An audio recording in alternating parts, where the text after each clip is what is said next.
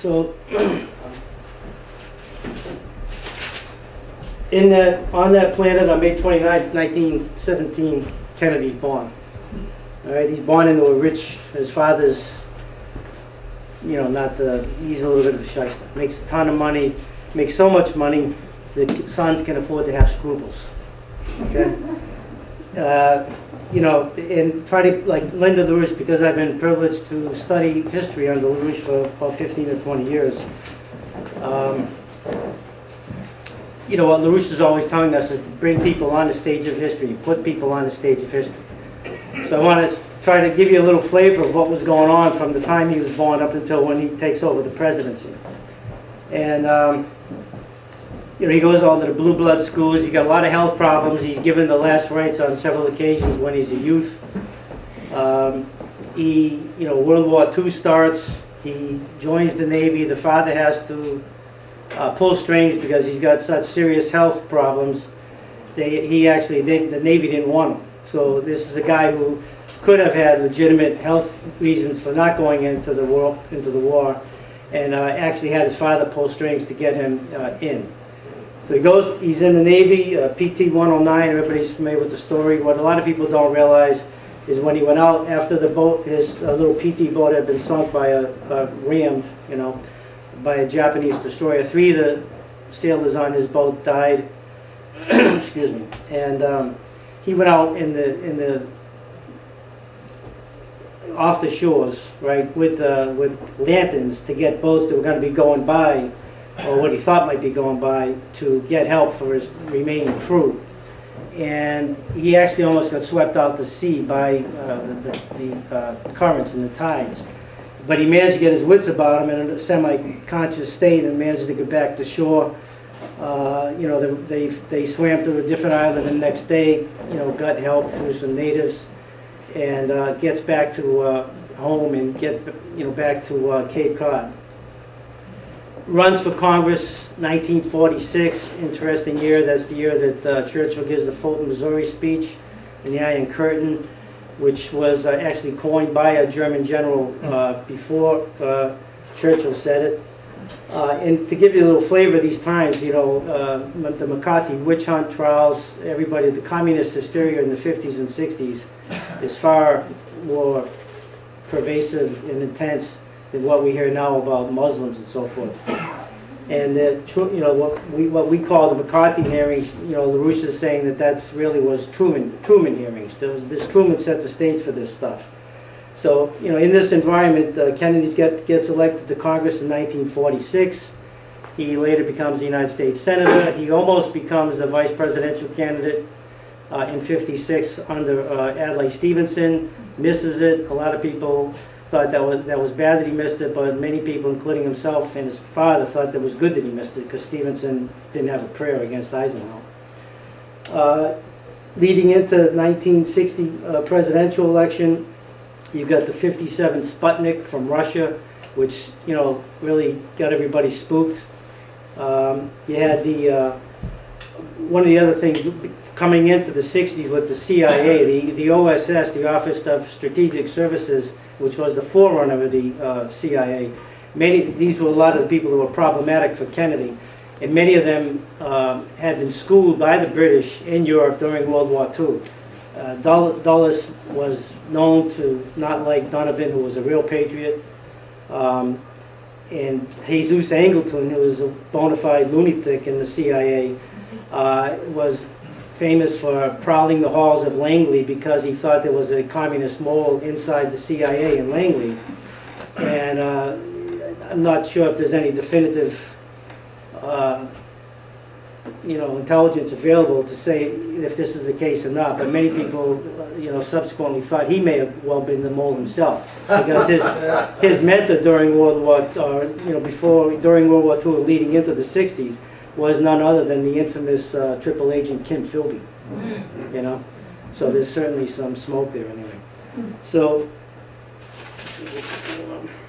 the other big thing that happens is right before Kennedy takes over is the U-2 flight with Francie Garris Powers, and Eisenhower was furious about this.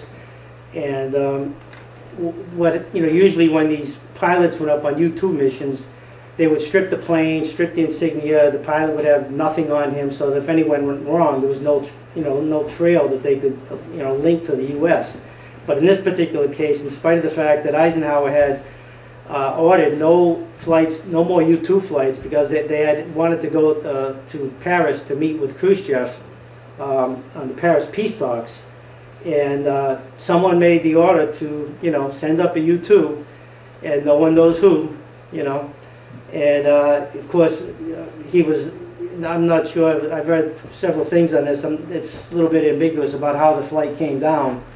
But most people think it was sabotaging, including Francis Gary Powers, and either to crash land or come down to a lower level where the because the Soviets could not, they didn't have the technology to shoot it out of the air. So it was flying at 70,000 feet supposedly. So for the Russians to get their hands on it, he had to come way down, and that was sabotage. And the other thing was that there was incriminating documents in the plane, on the plane, and on Francis Gary Powers, even in his flight suit, identifying things that are not supposed to happen. So that, there would be no misunderstanding where he came from. Because the intention of the people who ordered the flight was to sabotage not just that flight, but the Paris peace talks of Eisenhower and Khrushchev. And, Eisenhower was a career military guy, a graduate of West Point, hero of World War II, and yet he himself, even though he knew the ways of the Pentagon and the military, had made numerous complaints about his own JCS, the chairman of Joint Chiefs of Staff, and that they wouldn't listen to him. They just disobeyed his orders, left and right. And he was absolutely furious about this U-2 incident. Completely embarrassed about it because he was assured that there was no way there could be survivors or any wreckage, and of course Khrushchev played it coy and came up with the pilot and enough evidence in the plane. So suffice to say, the peace talks were foiled, and this was the critical straw that broke the back in terms of compelling Eisenhower to give the famous military-industrial complex speech, which is the last speech he gave, leading into the Kennedy presidency. Most of the people in the institutions, in the military, in the intelligence community, they anticipated Nixon winning that election. The establishment figured Nixon was going to. He had the 2 terms under Eisenhower. Eisenhower was very popular, but Kennedy, really pulled it out at the end and won, and that was and that set in motion. So I was actually going to play the inaugural address, because what I want to get, the intention of the class, is to give people a feel of Kennedy, who he was as a human being, who he was as a president, and to keep in mind, the photo, so that people understand this is a real guy. It's not just a name in a history book. Most of us were alive then, and I want to give a couple of things to give people the flavor of it, and then we'll pick it up. So I gave the stage. He's walking into the presidency. This is the inaugural. And we'll pick it up right after that.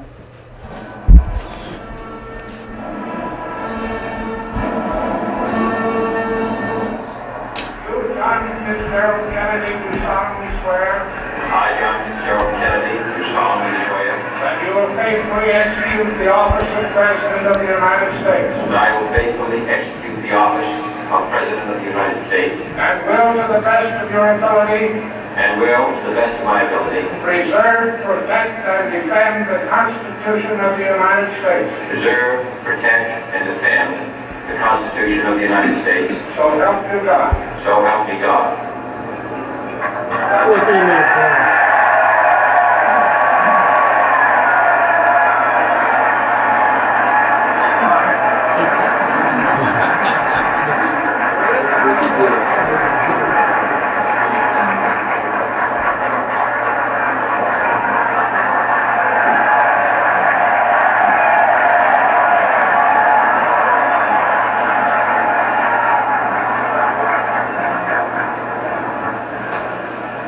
President Johnson, Mr. Speaker, Mr. Chief Justice, President Eisenhower, Vice President Nixon, President Truman, Reverend clergy, fellow citizens.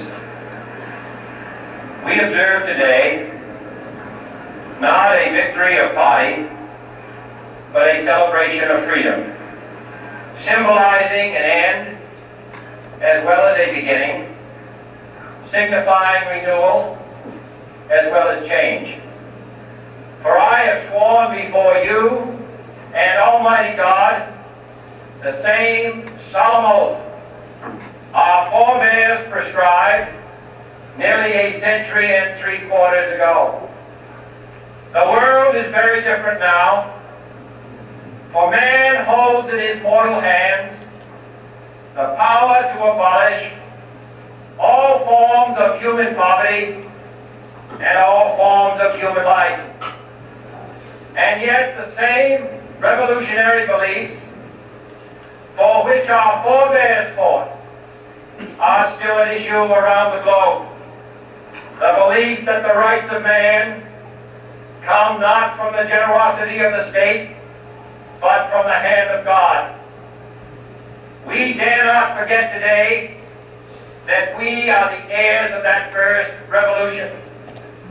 Let the word go forth from this time and place to friend and foe alike that the torch has been passed to a new generation of Americans born in this century, tempered by war, disciplined by a hard and bitter peace, proud of our ancient heritage, and unwilling to witness or permit the slow undoing of those human rights to which this nation has always been committed and to which we are committed today at home and around the world.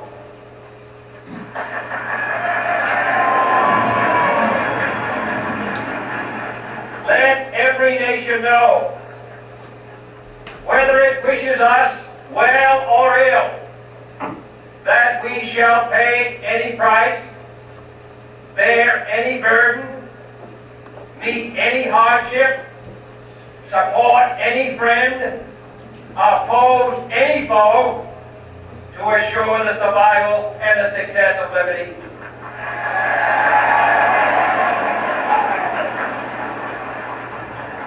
This much we pledge and more. To those old allies whose cultural and spiritual origins we share, we pledge the loyalty of faithful friends. United, there is little we cannot do in a host of cooperative ventures. Divided, there is little we can do, for we dare not meet a powerful challenge at odds and split asunder. To those new states whom we welcome to the ranks of the free, we pledge our word that one form of colonial control shall not have passed away, merely to be replaced by a far more iron tyranny. We shall not always expect to find them supporting our view, but we shall always hope to find them strongly supporting their own freedom, and to remember that in the past, those who foolishly sought power by riding the back of the tiger ended up inside.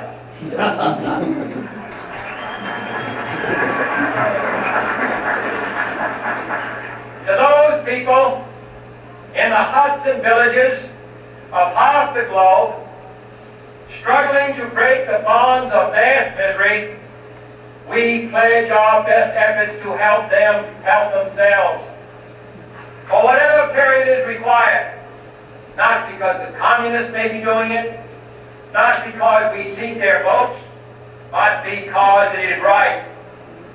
If a free society cannot help the many who are poor, it cannot save the few who are rich.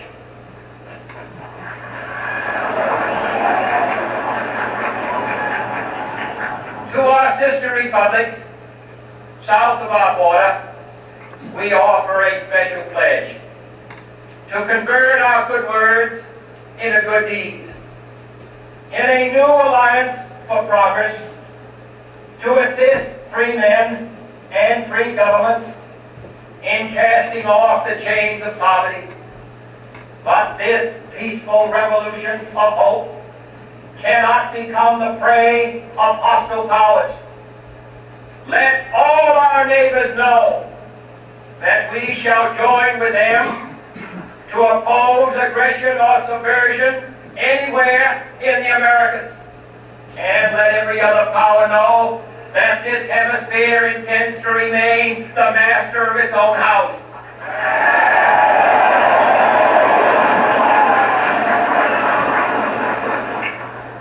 To that World Assembly of Sovereign States, the United Nations, our last best hope, in an age where the instruments of war have far outpaced the instruments of peace, we renew our pledge of support to prevent it from becoming merely a forum for invective, to strengthen its shield of the new and the weak, and to enlarge the area in which its grip may run. Finally, to those nations who would make themselves our adversary, we offer not a pledge, but a request that both sides begin anew the quest for peace. Before the dark powers of destruction, unleashed by science, engulf all humanity in planned or accidental self-destruction. We dare not tempt them with weakness, for only when our arms are sufficient beyond doubt can we be certain beyond doubt that they will never be employed.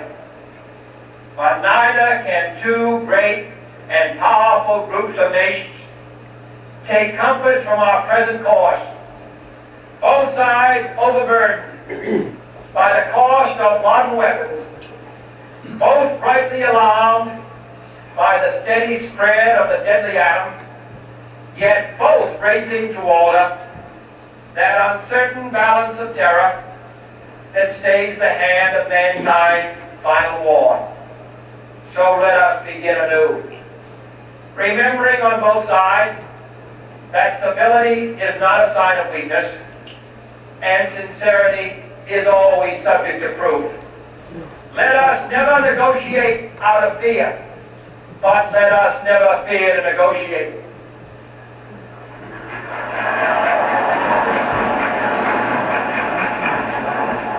Let both sides explore what problems unite us, instead of belaboring those problems which divide us.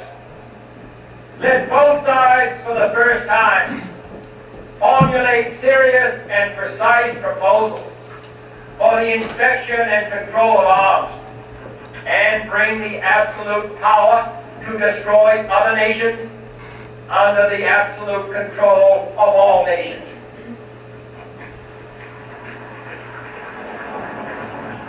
Let both sides seek to invoke the wonders of science instead of its terrors. Together, let us explore the stars, conquer the deserts, eradicate disease, tap the ocean depth, and encourage the arts and commerce. Let both sides unite to heed in all corners of the earth the command of Isaiah to undo the heavy burdens and let the oppressed go free.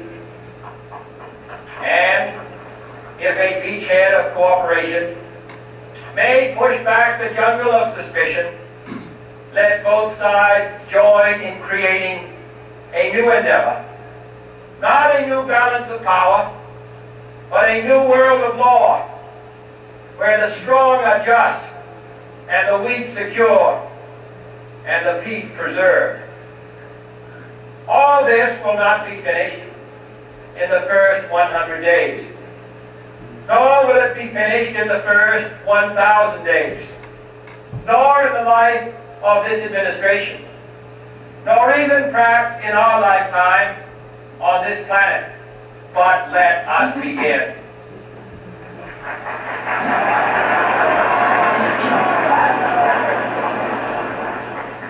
In your hands, my fellow citizens, more than mine, will rest the final success or failure of our course. Since this country was founded, each generation of Americans has been summoned to give testimony to its national loyalty. The graves of young Americans who answered the call to service surround the globe. Now the trumpet summons us again, not as a call to bear arms, though arms we need, not as a call to battle, though in battle we are, but a call to bear the burden of a long twilight struggle, year in and year out, rejoicing in hope, patient in tribulation, a struggle against the common enemies of man, tyranny, poverty, disease, and war itself. Can we forge against these enemies a grand and global alliance, north and south, east and west, that can assure a more fruitful life for all mankind? Will you join in that historic effort?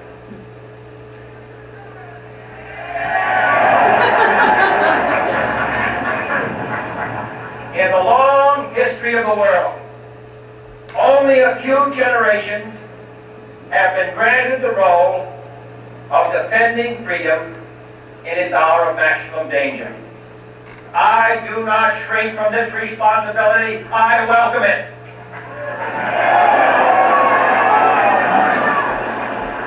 I do not believe that any of us would exchange places with any other people or any other generation.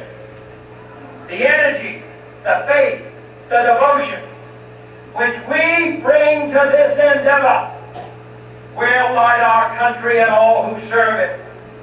And the glow from that fire can truly light the world.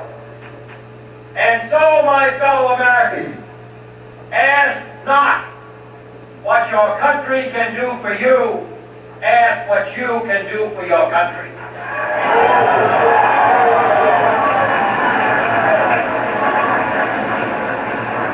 My fellow citizens of the world, ask not what America will do for you, but what together we can do for the freedom of man.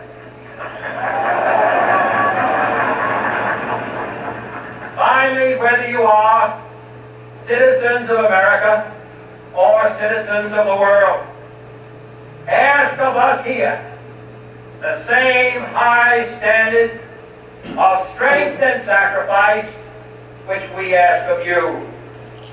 With a good conscience, our only sure reward, with history the final judge of our deeds, let us go forth to lead the land we love, asking His blessing and His help, but knowing that here on earth, God's work must truly be our own.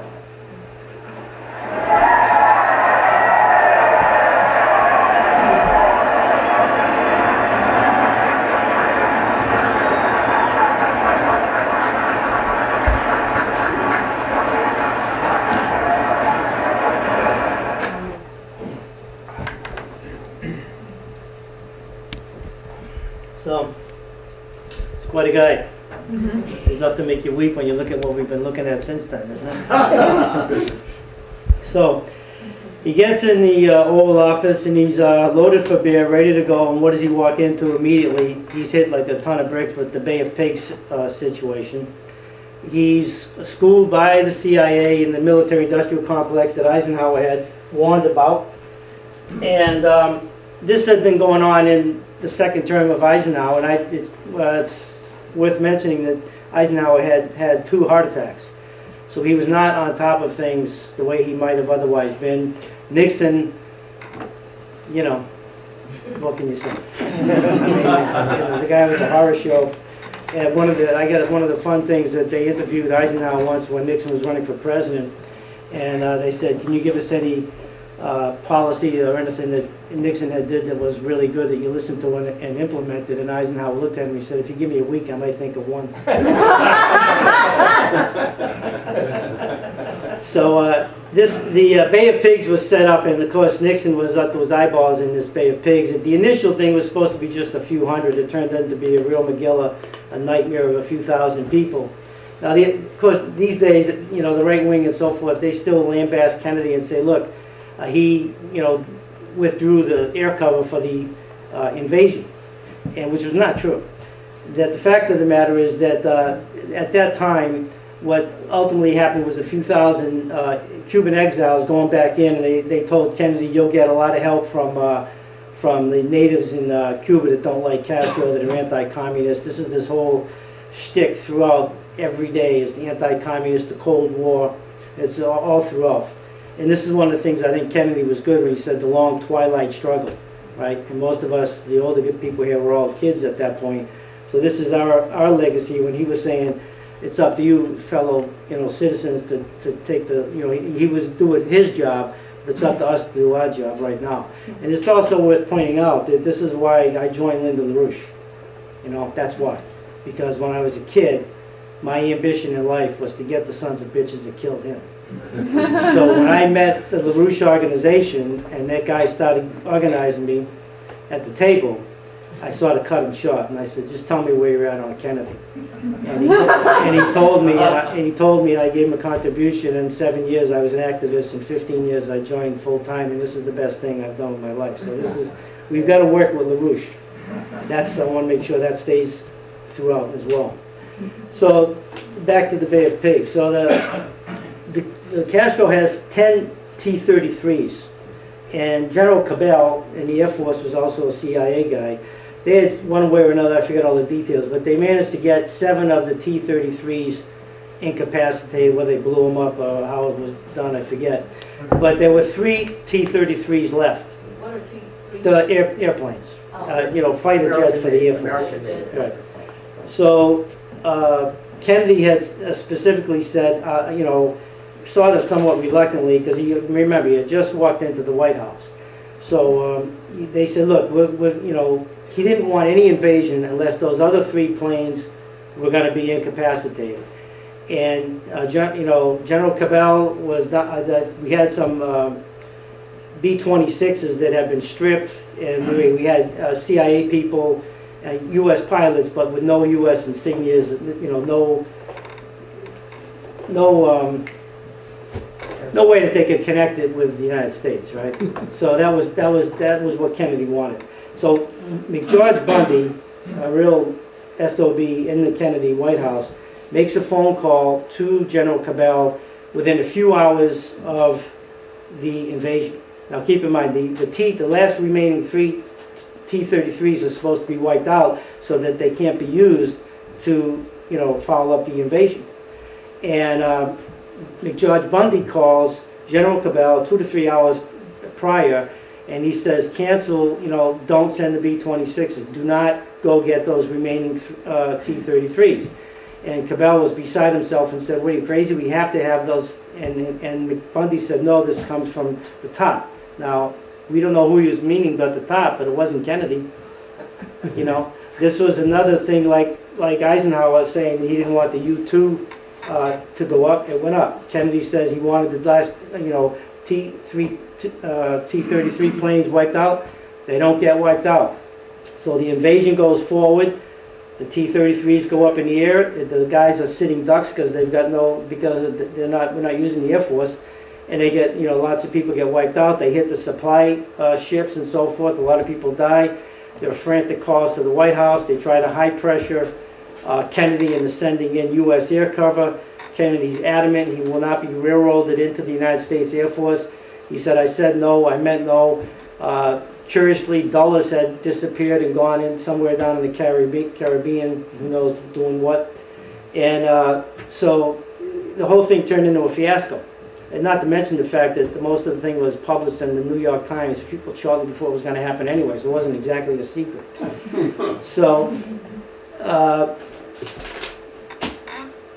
Kennedy's determined to find out what happened. So he forms a committee. The committee has 4 people. Arleigh Burke, who's a Navy Admiral in the JCS, Allen Dulles and Maxwell Taylor, who had been a general in the Eisenhower administration, had retired. They got him back. They liked him. And Bobby Kennedy. So you had 4 people in the committee: Admiral Burke, Allen Dulles, Max Taylor, Bobby Kennedy. So because Bobby Kennedy was in there, they had to, mind their P's and Q's. They couldn't get away with everything. And from that point on, by the way, it's worth noting that any time anything of significant occurred, President Kennedy had Bobby Kennedy right by his side the whole way. He's really the only guy he trusted, not only his competence, but his, being honest and doing what was right. So what comes out of the Cuban committee, the gist of it is that National Security Memorandums 55, 56, and 57. Now these are written up by Colonel Fletcher Prouty, who was a top guy in the institutions and who worked under General Krulik. And without going through this, very short, I had some here, but I don't know what happened, I misplaced it. But the gist of it was that the National Security Memorandum was the beginning steps of reining in the CIA so that they would not go on these wild paramilitary operations anymore. The JCS would have to, everything was going to have to go through the JCS. And of course, Prouty took that to the JCS meeting in, office in the Pentagon. He handed it to him. And they looked at him and they said, Colonel Prouty, why don't you just put that in the file and we'll get back to it when we need it. So this, according to Fletcher Prouty, who I think some of you guys are aware of, he said that this was actually the beginning of the end for Kennedy, that the wheels were starting to, like all of a sudden people who had been getting, carte blanche, getting away with murder, were now saying, uh-oh, this guy ain't like everybody else, right? He's actually gonna seize power.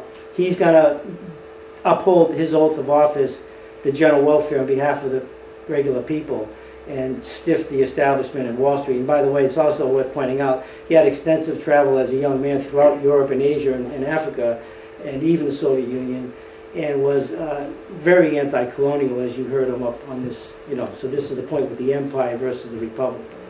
So the other thing that happens after that is 11 days after the Bay of Pigs, Kennedy goes to the Waldorf Astoria in New York City to see Douglas MacArthur. Now he had heard a lot of the BS that was circulated about MacArthur, wasn't quite sure what to expect. He had never really met him in person. So he was, wasn't quite sure what to get, but he knew he needed help and he went to MacArthur. And it turned out that they had quite an interesting discussion. And among other things, MacArthur said, look, the previous 2 administrations had swept a lot of BS under the rugs. The chickens have come home to roost and you live in the chicken house. And he also said that, told him to make sure you stay out of Vietnam when that subject matter came up. Excuse me, there's some water.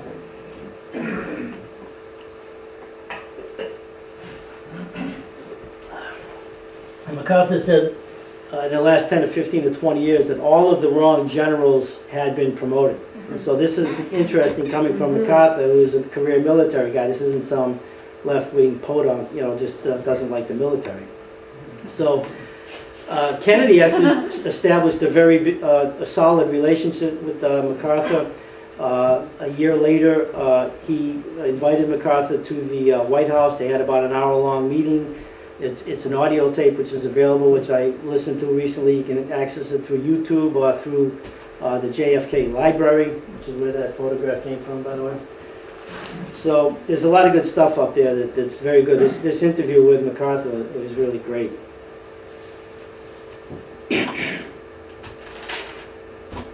The other thing that occurs along about this time is Operation Northwoods is brought into President Kennedy. Operation Northwoods is that Chairman of the Joint Chiefs of Staff Lemitzer, these guys were foaming at the mouth to get a war with Cuba. They wanted war big time, just reminiscent of what we've been through recently with Iraq and Afghanistan and now Iran and so forth with Bush and Cheney and now Obama. So Operation Northwoods was the false flag situation where the general said to President Kennedy, look, I got an idea. Let's shoot down an American airliner, American civilians. We'll dummy up a plane to make it look like Castro did it. We'll sabotage Guantanamo Bay. We'll set bombs off here. We'll set bombs off in U.S. cities.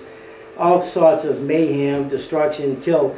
And Kennedy turned around and looked at him. He says, let me see if I got this right. You're saying we want to shoot down an American airliner with American men, women, and children on it and shoot them down so that we can have an excuse to bomb Cuba. Is that about right? And the general says, yes, that's it. And Kennedy says, you know, he walks away. He's completely disgusted with these people. He doesn't know how to figure them out. They're so far off base, and he just turns around. He says, no, I don't think so, and walks away. So this is, but think about it. This is 9/11 all these years later, right? This is the thing. This is September 11th. This is Benghazi Gate. When you have people like Bush and Cheney and this nut job Obama, they're working for the British. So. Along about this time, he also announces the Peace Corps, where he was going through the University of Michigan. He stopped there during the campaign, found himself by accident at 2 o'clock in the morning on the campus of the University of Michigan, with several thousands of college students giving him, rip-roaring, enthusiastic support. And he felt compelled to give him a speech, and it was that time of day they were waiting to speak to him. So this is where, there had been some preliminary talks about something like the Peace Corps. Prior to that, Hubert Humphrey had also mentioned something along those lines.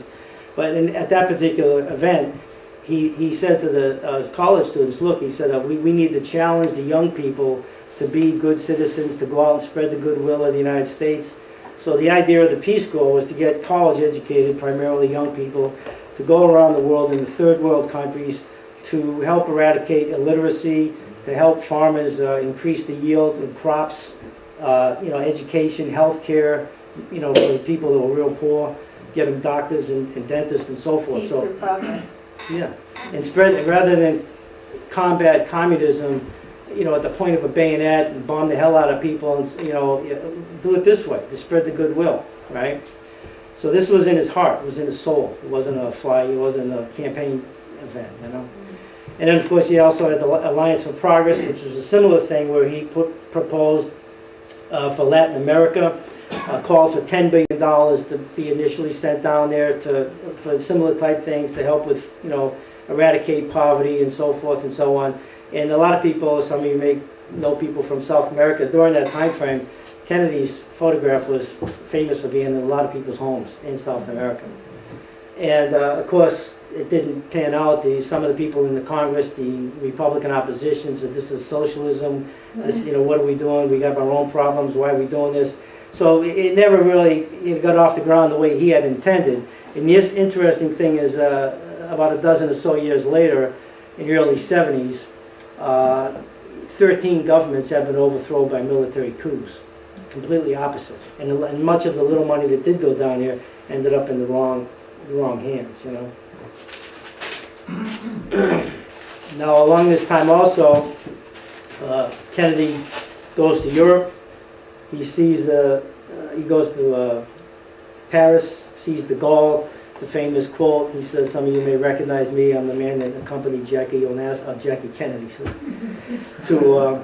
to France, right? Because she was very popular. She spoke fluent French and was very, she wowed de Gaulle and the whole French nation. And then he went to see, Khrushchev in Vienna. Now, the way the press played it up, and Kennedy himself referenced to it, that everybody in the press in the United States are always, oh, those Europeans, they're so savvy and so wonderful, and they're so experienced, and they all announcing the U.S. as being the kid on the block, don't know which way up is, And Kennedy himself made light of it. So he goes to see Khrushchev, and of course he's obnoxious and boisterous and so forth. And the long and the short of it is, they've sort of a feeling out process. And Khrushchev, they did, I think, ultimately form a very close bond. I don't know if too many people are aware of that. But one thing that did come out of that... And who was the two people? Say again? It was Khrushchev and Kennedy, oh, okay. yeah. But that particular meeting, didn't get, and the press crucified Kennedy. They said he got his butt handed to him, and that he's in way over his head. He shouldn't have went there. We need somebody like Eisenhower or Nixon or somebody like that, right? But it wasn't for naught. I mean, one of the things that Kennedy did put on the table there was the open up a backdoor channel for communications with Khrushchev. Because this, he had already figured out, being the short time in office at this time, he didn't want to trust the diplomats, the State Department, the military, the intelligence community. So he already put on the table about opening up backdoor communications. So then, what happens after that is in August, that very year, the Berlin Wall gets built, right?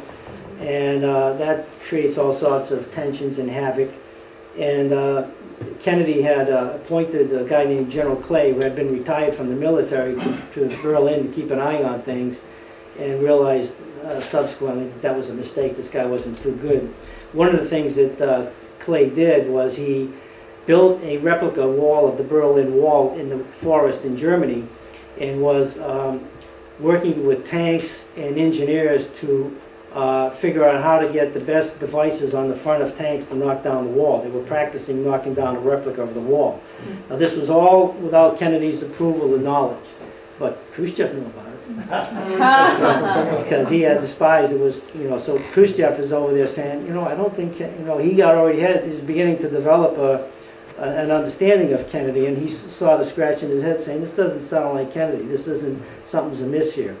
So, this led into the infamous Checkpoint Charlie situation later in the year, around November, December, where Clay managed to get all of the tanks at Checkpoint Charlie, which is in Berlin, and the Russians, followed suit and got there. So you got all these tanks from the United States and all the tanks from Russia looking at each other, and it's hard to it boggles the mind, because you get the feeling like it's a couple of kids in a schoolyard, except it's all nuclear weapons is where we're heading. So, Kennedy finally, he calls up, he gets this guy, General Clay, and by another general, superior general, was active duty. When he found out about Clay making practice runs at a replica wall, he canceled that. He said, cut the shit, that we're not doing that, stop that, we're not supposed to be doing that. But still, in spite of that, they ended up with this tank nose-to-nose confrontation, and Kennedy gets Clay on the phone. He says, I hope you guys aren't going to lose your nerve. And the guy says, well, sir, we're worried about the nerves of the people in D.C., which was a slap to Kennedy. And of course, Kennedy made sure he got him the hell out of there. And he used the backdoor channel to get to Khrushchev and said, look, you get your tanks to back up, and I promise you we'll back them up, whatever it was, 20 minutes or an hour or two later, whatever it was. So Khrushchev got the message, made the phone call, the Russian, Soviet Union tanks backed up, and an hour or two later, whatever it was, the American tanks backed up. So one more, and that was, so you had all these hotspots: Cuba, Berlin, Laos, Vietnam, all over the place, and in many respects like we have now, right? And it's the same thing. And this is why I want to go back to the photo of the Earth, to understand how all this creative process, and how this oligarchical principle is trying to utilize perpetual war to deny us access to our creative abilities to get to the platform, because this Earth in this solar system is finite. The sun, it's not going to last. So we have to get off of this Earth. We've got to go off. This is what Kennedy was trying to do with the space program as well. So.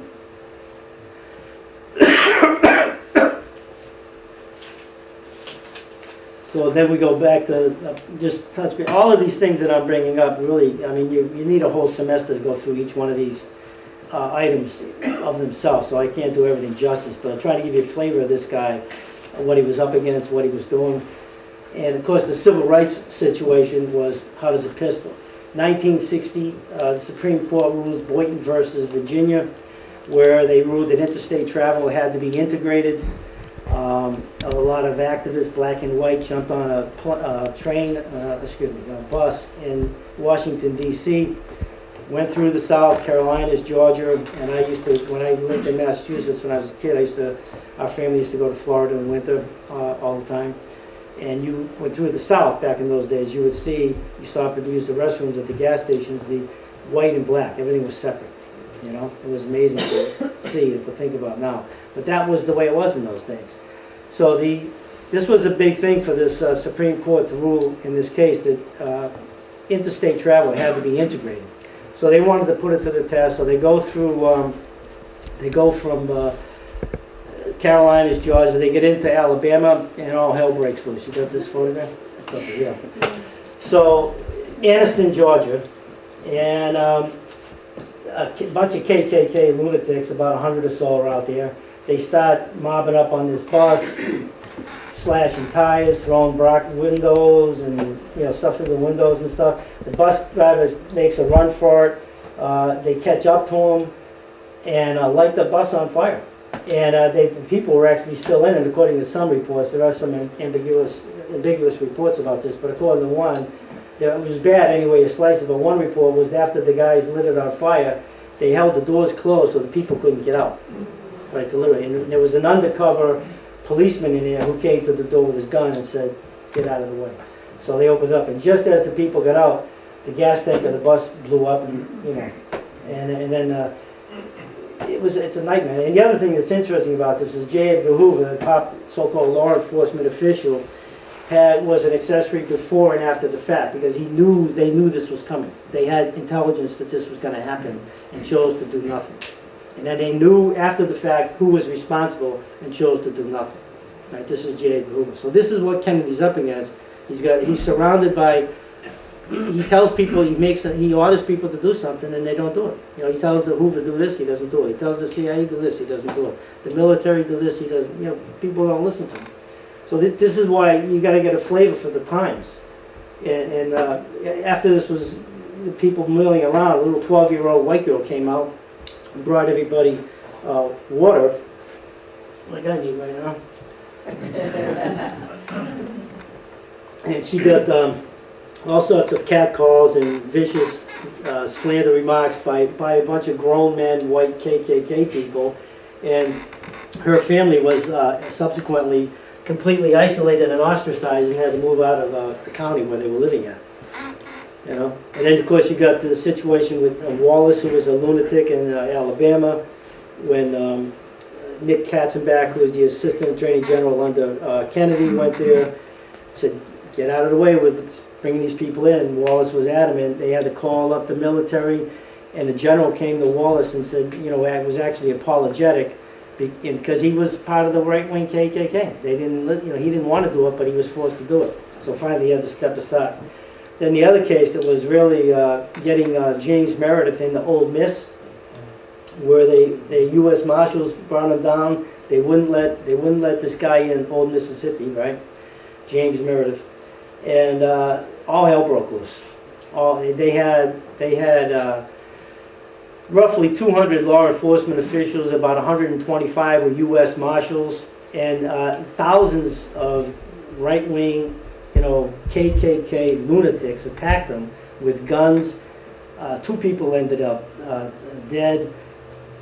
Hundreds were wounded. One U.S. Marshal got shot through the neck, and they say he bled to death. He actually came back, but he damn near bled to death in the school, and it was a real nightmare. And Bobby Kennedy and President Kennedy and Kenny O'Donnell and many of his close staff were on the phone all night long, saying, "What's going on down there? What's going on down there?" So here, you just imagine the representatives of the President of the United States and U.S. government are in a city in the United States. This isn't Iraq or Afghanistan. This is the United States of America.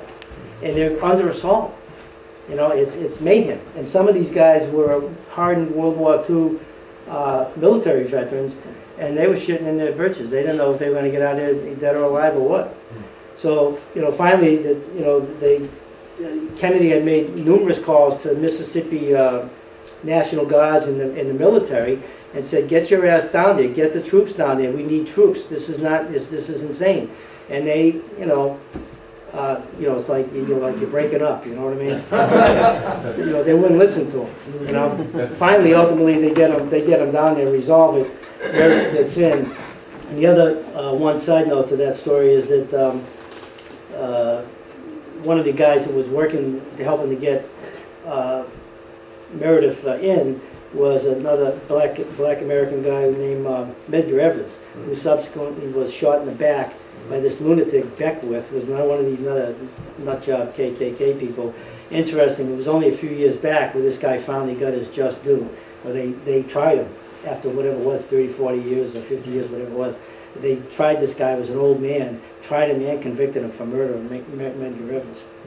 And the other little side, on April, when one of the, Kennedy was going through Chicago, one time, he said he noticed a black policeman. He says, "Are you one of Bear Daly's finest?" And the guy says, "No, sir." He says, "I'm the first black, state trooper from the state of Illinois." He was very proud, and President Kennedy seen that. He says, "Well, how'd you like to be the very first black Secret Service guy?" And he said, "Yeah, great, that would be wonderful." So he made the arrangements, and the guy went through the test, and he hired him. And so Abraham Bolden was the very first black Secret Service guy. Now the story doesn't have a pretty ending. What happens was most of Kennedy's Secret Service guys were racist white people from the South. Oh. And and they hated Kennedy because they thought he was a commie appeaser, and they hated him for his policies on integration in the South. So this guy Abraham Bolden walked into a real hornet's nest, was completely isolated and ostracized by all of his fellow employees. He had overheard them on more than one occasion ridiculing the president, saying that they would not take a bullet for him. And they, at one point, at one of the more egregious occasions, one of the guys came and got in his face and read him really a hateful, vitriolic rage, about him, not never going to be like a white man, this and that and the other thing, So Bolden was really under a lot of pressure. Now the interesting thing is after Dealey Plaza, Bolden, after the Warren Commission comes out, Bolden goes to the FBI and the Warren Commission to give testimony to his first-hand knowledge of what these Secret Service people were completely disgusted, and they did not give Kennedy the appropriate protection. In fact, the night in Dallas, they were all getting drunk, and two firemen from Fort Worth were the guards guarding the president and Jackie Kennedy at the Fort Worth Hotel. So when Bolden went to the authorities to give that testimony, they framed him up, dummied up some documents, and they said, "You come with us, we committed a crime, here's the evidence, take him to jail." Then he goes through again telling him what was going on. So they have one of their Looney Tunes CIA MK Ultra psych doctors come, they diagnose him and they say, "Excuse me, I think you think people are out to get you, you're suffering from paranoia, schizophrenia, persecution complex." So they threw him in the psych job for a few years. He went through hell. They damn near killed him, put him on heavy-duty psych drugs. Oh my God. Yeah, he really, he's a miracle he went through it. He's still alive, Frank. Yeah, he's still alive, yeah. But one of the other things that Jim Garrison, the DA from New Orleans, the prosecutor Clay Shaw, at a certain point got wind of this and went and interviewed him and played a little role. And the wife had to sell the home. They were, for legal fees and so forth. But ultimately, he did get out, and he's in relatively decent shape, all things considered. There's a book called Echo from Dealey Plaza, which is about him if you're interested in reading it. So then we got the Nawapa.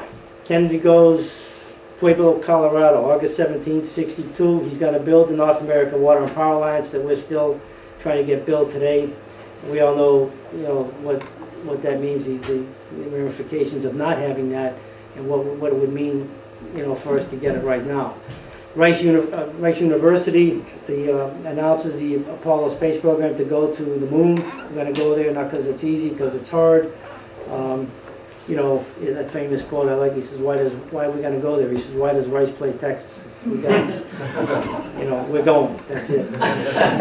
So the interesting thing also on the space program is towards the end of his administration, we may see a video at the end, was this was a race because of Sputnik, and the first man in space was Russian Gagarin, I think was his name.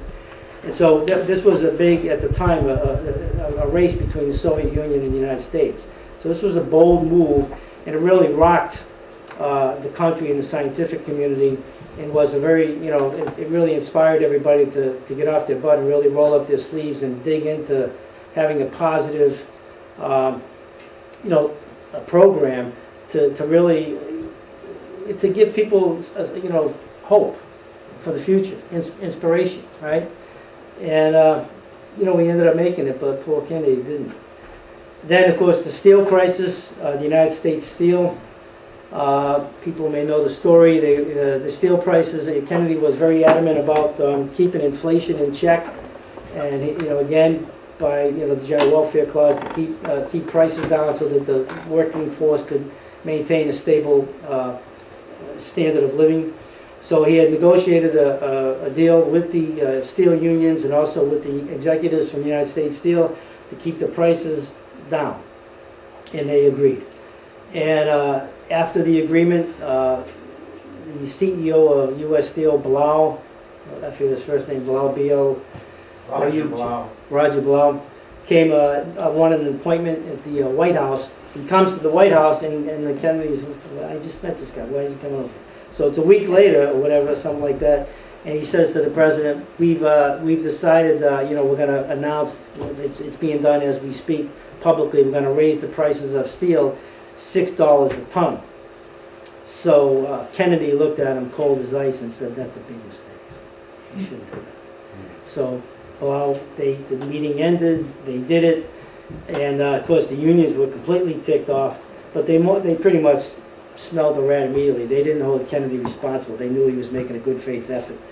So what they did was the next day we had serious meetings with Robert Kennedy, the Attorney General, and they said, okay, what are we going to do? Arthur Goldberg was the labor secretary at the time and offered his resignation because he said, maybe, you know, this is my fault, this never should have happened. Kennedy said, no, it's not your fault. He said, my father told me that businessmen were sons of bitches, and up until now I didn't believe him. So what they did with Bobby Kennedy was, you know, they decided to open up antitrust suits and collusion, right, price fixing, and the other things they did were pretty, you know, they decided to go to the smaller companies that were not part of the, you know, they didn't go public and raise their prices. They said, look, we're going to funnel to the extent possible all the business that we can. Instead of funneling to the top handful of companies like U.S. Steel and Bethlehem and Sons, we're going to funnel it to the small companies. And every time contracts come due with these guys, whatever we can get out of, we're going to funnel it to the smaller people. We're also, you know, so we're going to file antitrust lawsuits against all of these big companies. But the real killer was, and I think this is beautiful, because what happened was Bobby Kennedy sent the IRS in and said, we're going to do all the books. We're going to go in and get the company books, and not only are we going to get the company books, we're going to the CEOs of the companies, and we're going to audit all of your IRS returns. And then that was, they cried uncle, and they But what happened after that was the Wall Street press was livid, as you can imagine. Fortune magazine and all the Wall Street Journal were quite livid. They said, what does that mean for the rest of us? What's this guy doing? Who is this guy?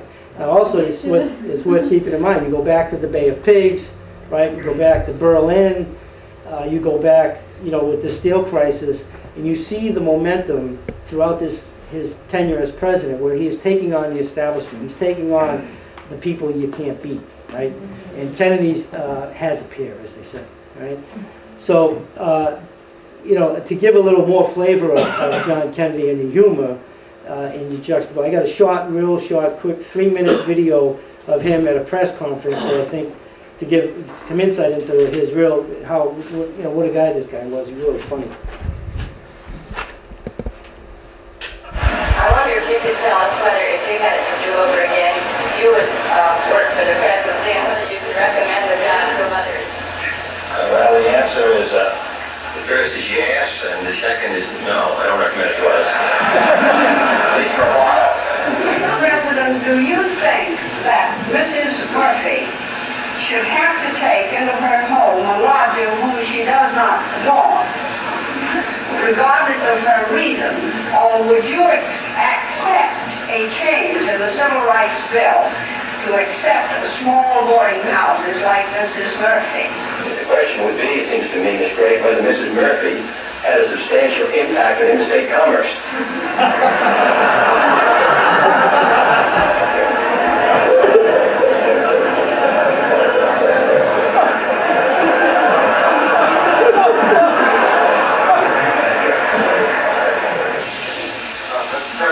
Since you permitted the telecast of press conferences, a great deal of attention has been paid to little things that occur, especially in the home offices of newspapers. Would you save us a couple of hours' work tonight and explain what the Band-Aid is doing on your forehead? Well, I cut my finger when I was cutting bread. Unbelievable as it may sound. President, the practice of managed news is attributed to your administration. Mr. Salinger says he's now had it defined. Will you give us your definition and ask us why you find it necessary to practice it?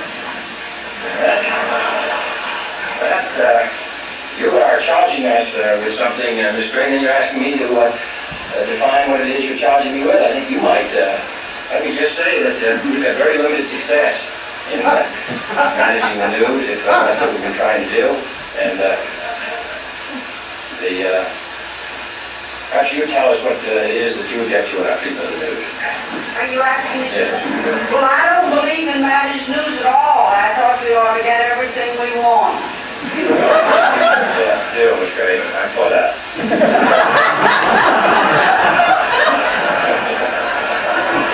President, you have said that you are in favor of the two-term limit to the office of the presidency.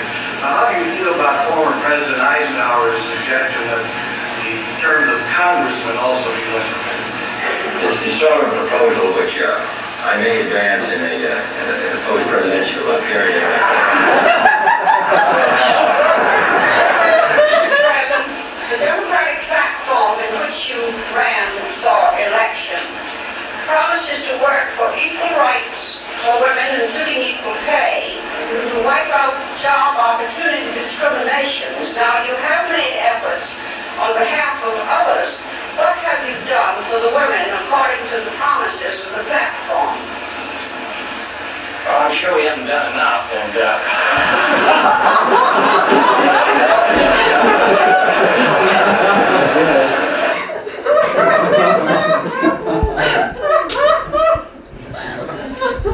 You can see, you don't see this type of stuff anymore. So, now the defining moment for the presidency is the Cuban Missile Crisis, obviously, where the U-2, the U-2 planes find the missiles that are being set up, and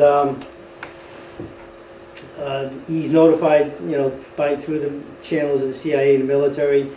They get the photographs of it, and they're keeping an eye on it, and they figure out that the missiles have a certain amount of time where they could be up and running, as they say, and pose a threat to hit a substantial portion of the United States, including up as far north as D.C. and probably in the middle of the country. So this is a pretty wild situation. Kennedy, his advisors, and he gets Bobby Kennedy in there right away. And they form a committee called the ExComm, the top people in the National Security Council. And the Joint Chiefs of Staff are foaming at the boss. They, we got to go in, we got to bomb these guys, you're crazy, what are you doing? We've got to bomb them now, we can't wait. And Kennedy's, Colonel General LeMay, one of the more boisterous and Looney Tune generals, wants to bomb the hell out of them with nuclear weapons and so forth. And Kennedy's looking at it, we could be, 70 million people could be dead within an hour, he says to LeMay. And he later said, yeah, I told LeMay that, and LeMay looked at me with a look on his face that said, so what? They just completely lunatics. LeMay is a guy, just a little aside on this guy, he was a guy in World War II in Japan, said that, reference to his wiping out more people than even the atomic bombs did, with little incendiary. They had, I forget the exact, there was some sort of chemical, inflammable bomb thing that they floated down with little, almost like little parachutes. They look almost like Christmas things that would float out from the, that was how you dropped them. And when they landed on something, they stuck to it and they caught on fire, and you couldn't put it out. That's how they leveled Tokyo. People literally were burning and melting and stuff. And people were literally jumping in the waters trying to stop from burning. And he mocked it. He said, "Look, we burned, boiled, and melted more." What his description was just like, like a feature movie on a Saturday night. It's bad. So this is the kind of people that Kennedy's up against. So he's rather adamant that we got to excuse me, get these missiles out of Cuba, that's beyond dispute. So they, after a few days of intense meetings, they go through this option, this option, this option, and Kennedy's looking for the option that we can, the least amount, how we can get the missiles out without going to war. We'll go to war. He's prepared for war. Everything's geared up. They got everything down to you know, getting ready to go behind the scenes to go to war. But he's very diligently looking for ways to try to make sure we can keep the lid on the war, we don't go to war. So they finally come up with an idea of a blockade. But they don't call it a blockade because a blockade is actually an act of war. So they call it a quarantine. And he goes on TV, he gives a speech, he informs the country of the situation and says that any attack from Cuba on any country, anywhere in this hemisphere, will be construed as an attack by the Soviet Union on the United States and will bring about a full retaliatory response against the Soviet Union with everything we've got. So the Soviet ships are heading towards the quarantine. Everybody is on pins and needles. No one knows exactly what to expect. Kennedy's, you know, he's nervous, but I mean, he's actually the calmest. Bobby Kennedy said he was the most calmest and the most serene of all the people in the meetings was President Kennedy himself. Everyone else was sort of almost hysterical or something, you know. So he has McNamara go over to the Pentagon and get on one of these ships because he doesn't trust these guys anymore. He doesn't. He says to them, when I tell you I don't want anybody firing on any ships, he finds out what the rules of engagement are as the Soviet Union ships approach our Navy. He finds out what the rules of engagement are, and he doesn't want them to, you know, I don't want, nobody fires a shot unless I, you know, because he told the Navy admirals and the generals, I don't want any son of a bitch firing any shots, any weapons, any pea shooter, nothing, unless I give the order. Because they were looking for a way to provoke and start some trouble. So, you know, this is going on now a few weeks, 13 days they call it, right, the movie. So in the meantime, Bobby Kennedy is going through backdoor channels, and Turkey had missiles that were actually obsolete at the time that President Kennedy had ordered to be dismantled, and once again his orders had been completely ignored. So the missiles were still there. So a letter shows up to the president, and it seems to be a conciliatory letter from President Khrushchev, Chairman Khrushchev, to, you know, figure a way out. And that they're saying, okay, they're going to jump on this, that they can't, you know, they cannot give a public quid pro quo for the missiles out of Cuba. The missiles had to go out of Cuba without any you know, give and take. But he said, if you take the missiles out of Cuba, we will 6 months later promise you to take those missiles out of Turkey. You got my word. And so that's the way that deal went down. Now, they had thought they had a deal. Shortly later, a second letter shows up, which is far more ominous, and they have a, you know, big meeting about it, and they're trying to make heads or tails. And what this letter is not like the first letter. This letter, you know, looks like we could be heading for war again. So this thing was a seesaw, a roller coaster all throughout, and a dozen or so different times it looked like we were, you know, this close to pulling the trigger. And another U-2 pilot was actually shot down going over Cuba during this time as well. And they told the, you know, they told the pilots, when you're flying over there, don't get shot at, because they knew that if they were shot at, the rules of engagement could require another, you know, shoot back, and they didn't want them shooting back. So when they came back with some of the other planes that had gone over and taken photos, they had bullets in them, and they were ordered not to say they were shot, that they had been hit by. They said we had ran into some bird, not seagulls, but some other bird. So it was quite a tense situation. And so what Bobby Kennedy comes up with the good idea. He says, look, this. Here's what we're going to do. We're going to ignore the second letter. We're going to make like the second letter didn't happen. We're going to go with the first letter, and they do some homework, and they realize that one of the guys who had given the letter, they go and they do some homework in the files, you know, real quick, and they find out that this guy had actually been at a certain place in time that Khrushchev himself had been at during World War II. And by virtue of that hookup, they figured, wait a second, this is a plea from Khrushchev using somebody that he's close to, that he could trust, to get a segue to get a peaceful reconciliation. So they glommed onto that, and it worked. And then Kennedy met with some people, and he said, look, the president is very, very concerned. He's not sure that he can control his own military. And Khrushchev was having the same problem with his military. And he says, you've got to get those, he says, you've got 24 hours. You've got to get those missiles out now. He says, if we don't, we're going to war. And the president is very upset that he's, very concerned that his government could be overthrown. So, the Soviet ships back off. They make an agreement. Kennedy announces that the missiles are going to be taken out. Nothing is said about the Turkey missiles, and 6 months later they're taken out. So they dodge a bullet. But this really sobered and really brought Kennedy into his own during this whole crisis. And people, not only him, but Khrushchev and others, finally realized, holy shit, man, we're going to go the way of the dinosaur if we don't. We got to figure out how to get along without. They realize this. With nuclear weapons, it's insane. You can't forget it. So the other thing that Kennedy does after all this thing settles down is he issues Executive Order 1110 to start printing silver certificates instead of Treasury notes, right? The Federal Reserve notes, I should say. And this was, a lot of people don't realize this, about $5 billion had been printed. You see a lot of conspiratorial people are up to speed on this. And this is somewhat similar to Lincoln printing the greenbacks during the Civil War. So it was a slap in this. And so you take this again with the Cuban Missile. Oh, by the way, one other thing I want to mention. During the height of the Cuban Missile Crisis, to show you how lunatic Curtis LeMay is, one of the things a couple of things they did was LeMay ordered his underling, General Powers, I think his name was.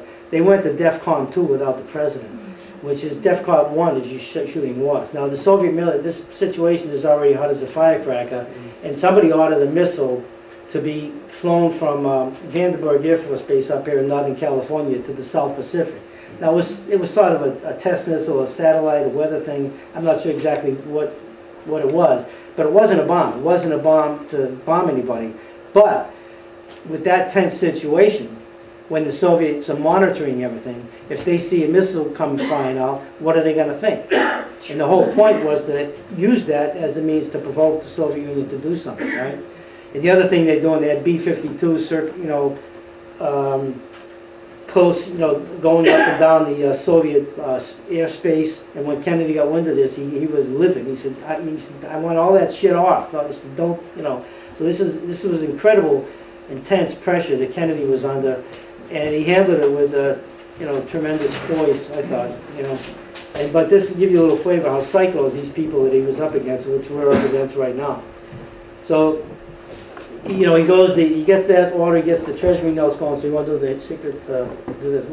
This is a speech that Kennedy gave on some of these secret societies that we're up against. It's only 5 minutes long. It's not a video, but I think it's worth listening to. The very word secrecy is repugnant in a free and open society. And we are, as a people, inherently and historically opposed to secret societies, to secret oaths, and to secret proceedings.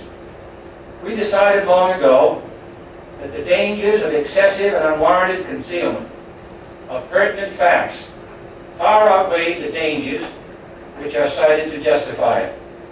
Even today, there is little value in opposing the threat of a closed society by imitating its arbitrary restrictions. Even today, there is little value in ensuring the survival of our nation if our traditions do not survive with it. And there is very grave danger that an announced need for increased security will be seized upon by those anxious to expand its meaning to the very limits of official censorship and concealment. That I do not intend to permit to the extent that it's in my control. And no official of my administration, whether his rank is high or low, civilian or military, should interpret my words here tonight as an excuse to censor the news, to stifle dissent, to cover up our mistakes, or to withhold from the press and the public the facts they deserve to know. For we are opposed around the world by a monolithic and ruthless conspiracy that relies primarily on covert means for expanding its sphere of influence, on infiltration instead of invasion, on subversion instead of elections, on intimidation instead of free choice, on guerrillas by night instead of armies by day. It is a system which has conscripted vast human and material resources into the building of a tightly knit, highly efficient machine that combines military, diplomatic, intelligence, economic, scientific, and political operations. Its preparations are concealed, not published. Its mistakes are buried, not headlined. Its dissenters are silenced, not praised. No expenditure is questioned, no rumor is printed, no secret is revealed.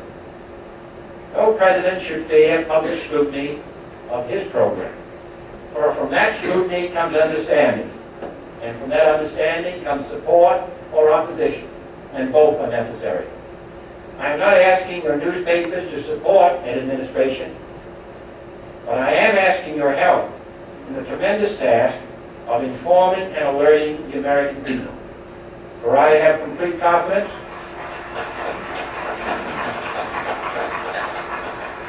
in the response and dedication of our citizens whenever they are fully informed. I not only could not stifle controversy among your readers, I welcome it. This administration intends to be candid about its errors. For as a wise man once said, an error doesn't become a mistake until you refuse to correct it. We intend to accept full responsibility for our errors, and we expect you to point them out when we miss them. Without debate, without criticism, no administration and no country can succeed, and no republic can survive. That is why the Athenian lawmaker Solon decreed it a crime for any citizen to shrink from controversy. And that is why our press was protected by the First Amendment, the only business in America specifically protected by the Constitution, not primarily to amuse and entertain, not to emphasize the trivial and the sentimental, not to simply give the public what it wants, but to inform, to arouse, to reflect, to state our dangers and our opportunities, to indicate our crises and our choices, to lead, mold, educate, and sometimes even anger public opinion. This means greater coverage and analysis of international news, for it is no longer far away and foreign, but close at hand and local. It means greater attention to improved understanding of the news, as well as improved transmission. And it means, finally, that government at all levels must meet its obligation to provide you with the fullest possible information outside the narrowest limits of national security. And so it is to the printing press, to the recorder of man's deeds, the keeper of his conscience, the courier of his news, that we look for strength and assistance, confident that with your help, man will be what he was born to be.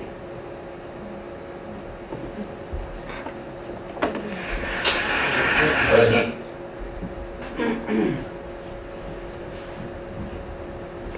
where was that speech, Frank? I'm not sure exactly where that speech was. American University, D.C. That one too? Yeah. So one of the quotes I liked about Kennedy says, "A man does what he must in spite of personal consequences, in spite of obstacles and dangers and pressures, and that is the basis for all human morality." So anyway, moving on now. It's October of 63.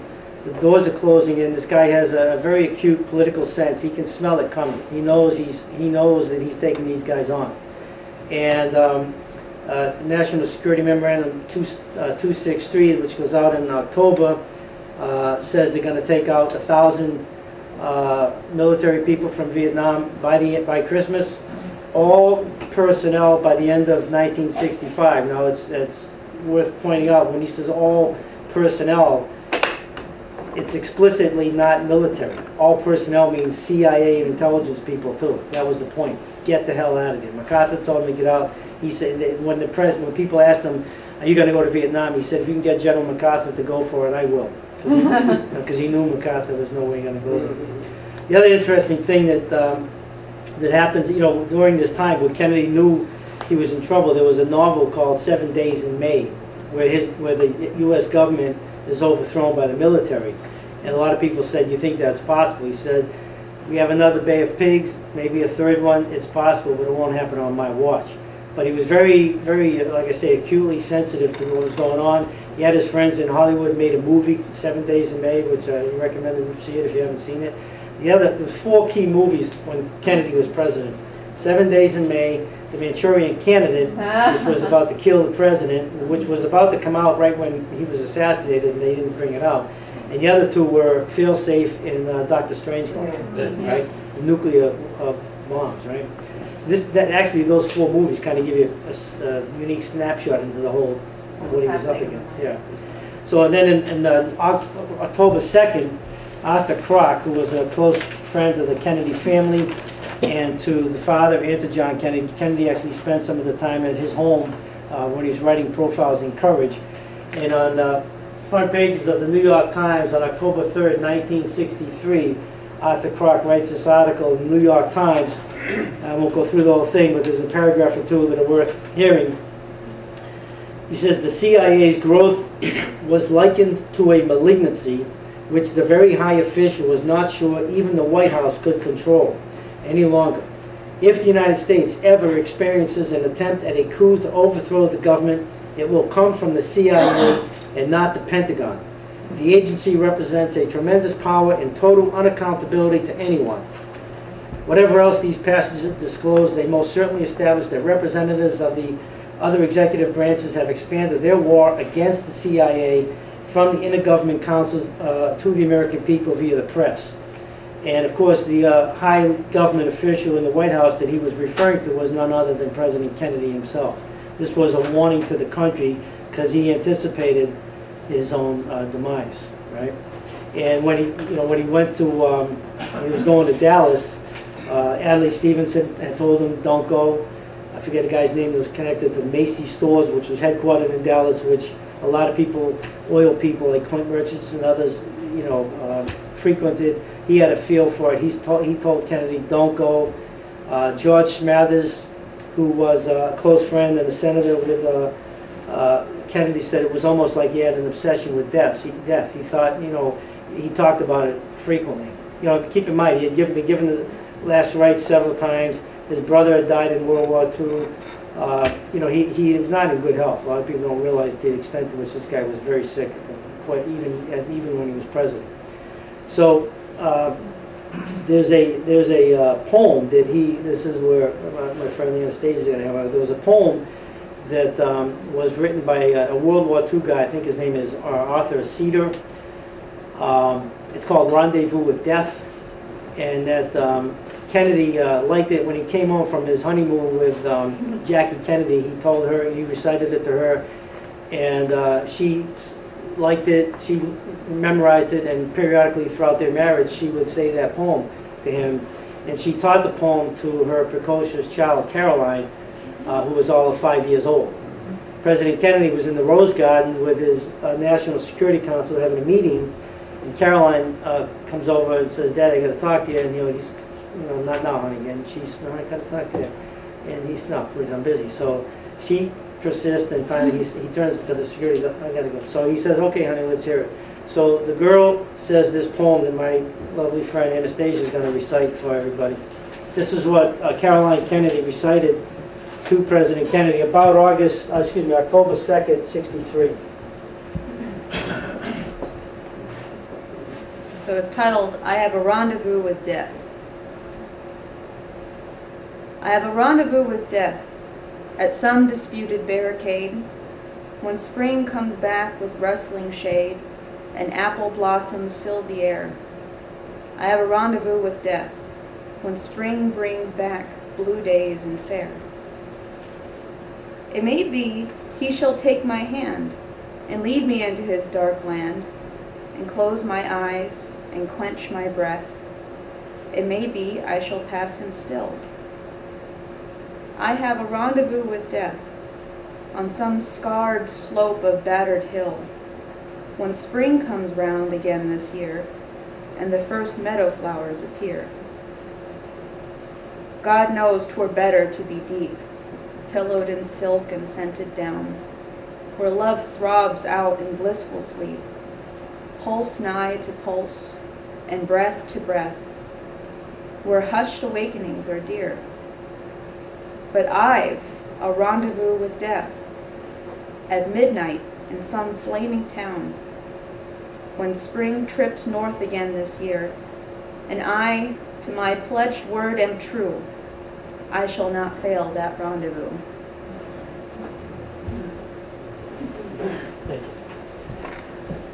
So, you know, this is pretty wild stuff. This is a young 5-year-old girl. 6 weeks later, Kennedy goes to Dallas. And Evelyn Lincoln, his secretary, says, you know, maybe you shouldn't go. And President Kennedy says, look, Evelyn, I'm the President of the United States. I have to be able to go where I want to go. As I can't hide. As if I don't go anywhere, they can get me in church. What's the point, you know? So he went, and you know, we know what happened, right? So now what I told you about National Security Amendment 263. The other thing that happened is during that time frame is Maxwell Taylor and Bob McNamara, the Secretary of Defense. By that time, Max Taylor was the chairman of the Joint Chiefs of Staff. They go to Saigon and on a fact-finding mission. They come back to Honolulu on their way back to D.C. Now, there's photographs of McNamara and Taylor sitting at the White House with Kennedy with a big report that they ostensibly have written about their fact-finding commission. But the fact of the matter is that report was John F. Kennedy's himself's report. And he had organized Colonel Fletcher Prouty and others to write that report, and that's why it was all nice and fancy. So when Max Taylor and McNamara landed in Hawaii on the way back from Saigon, they were handed that report and said, this is what President Kennedy wants you to tell everybody what your report is. And the report was to get the hell out of Vietnam. And so this was where the National Security Amendment 263 is really significant. Now, they come back to the White House. This is all like around in early October. And they go through the motions. And what happens was when Kennedy is going to go to Dallas, the day before, on November 21, McGeorge Bundy, the infamous guy who canceled the flight to take out the last T-33s, he writes a memo, National Security Memorandum 273, essentially countermandering Kennedy's 263. This is what before Kennedy, you know, gets killed in Dallas. So this is the audacity of this guy to write that memo. It wasn't quite the way the original memo wasn't quite as bad as the way it ended up. But the thought, the intent was there. And after Kennedy's assassination, 4 days later, they tweaked it, and it was much more, you know, much more emphatically denouncing, you know, getting out of Vietnam. We have to go. And Lyndon Johnson signed that memo the very day that President Kennedy was buried. So.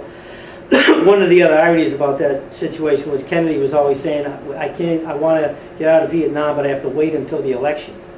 And Lyndon Johnson, when they went to him about going to Vietnam, he said, I can't go until the election. So Kennedy was, we can't get out until the election, and Johnson says we can't get in until the election. So it's kind of weird how that played out. The next year, we all know the story of the Gulf of Tonkin. This was another Northwoods, you know, false flag situation. How they conned the American people to go in there. 58,000 young men and women dead. 1/3 of them connected to helicopters. Bell Helicopter, which was about to go bankrupt. People in Boston State Street Bank told their Wall Street buddies, buy up Bell Helicopter, and they bought it for a song, and of course, you know, made tons of money, somewhere in the neighborhood of $500 billion all told, but it's all said and done. And the other thing that was pointed out, leading this in, is in 1945, all of the supplies and equipment that had been stashed on Okinawa, ostensibly for a full-scale invasion of Japan, right? Didn't need it after Japan surrendered. So half of that equipment went to Korea, and the other half went to Vietnam. So these things don't happen by chance. So the people we're fighting, it's worth mentioning, they don't wear T-shirts that say "shit happens." You know what I mean? You know, they're planning way ahead, which is why we have to match that intensity. Now, the long and the short of what happened with Kennedy in the assassination, I'm not going to go through a lot, but just to give you a little flavor of this, and keeping in mind what LaRouche said with the British Empire, is that Mark Lane was hired by Oswald's mother to defend him, and we know he got killed. And when the Warren Commission came out, the interesting thing, we know by virtue of our affiliation with Lyndon LaRouche that Mortimer Bloomfield and the British coordinators from Montreal with the Trial compound down in the Caribbean, and that so it's interesting once you have that knowledge to look and scratch your head, because one of the key opponents to the veracity of the Warren Commission was none other than Bertrand Russell with a 16-point denunciation of the veracity of the Warren Commission. And when Mark Lane is traveling through Europe at universities talking about the Warren Commission was a fraud, and who was he subsidized through that? The British, right? And what do we got all these years later? So what was the point? What did Russell say? We killed the government of the United States once by killing President Kennedy, and we kill it again by framing the government for being responsible. So we see all these years later where people walk around, I hate the government sucks, the military did it, the CIA did it, the FBI, we hate the government. And what do we've got all these years later? We've got 45 states circulating petitions to secede from the Union, right? Being led in Texas by none other than, scumbag grandson of Winston Churchill, right? So you see how this stuff all is playing out. And you see our role with the people in this room, by virtue of our affiliation with Lyndon LaRouche, the phenomenal responsibility and opportunity. It's not only an incredibly dangerous situation, it is incredibly dangerous, but it's loaded with opportunity, and the notion that it's a woe with me and all is lost is not the case.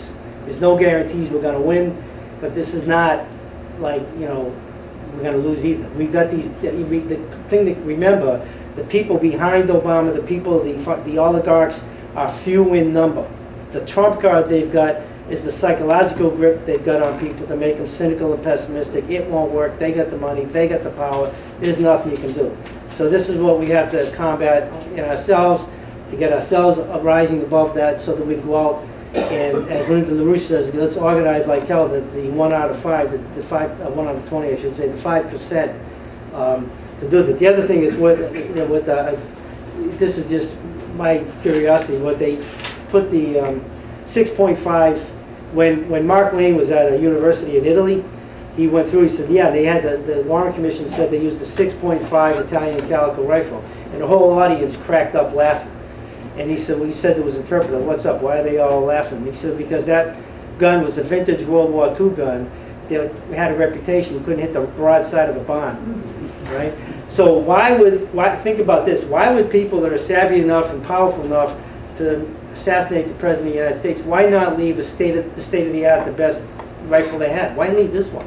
Was that an oversight? Was, geez, whoops, sorry, we left the wrong one, we should have left. No, I submit to you that they left that one precisely because it did have a reputation, so that anybody with a brain in their head would immediately know that the Warren Commission was BS, so that we can one more way to turn people against their own government.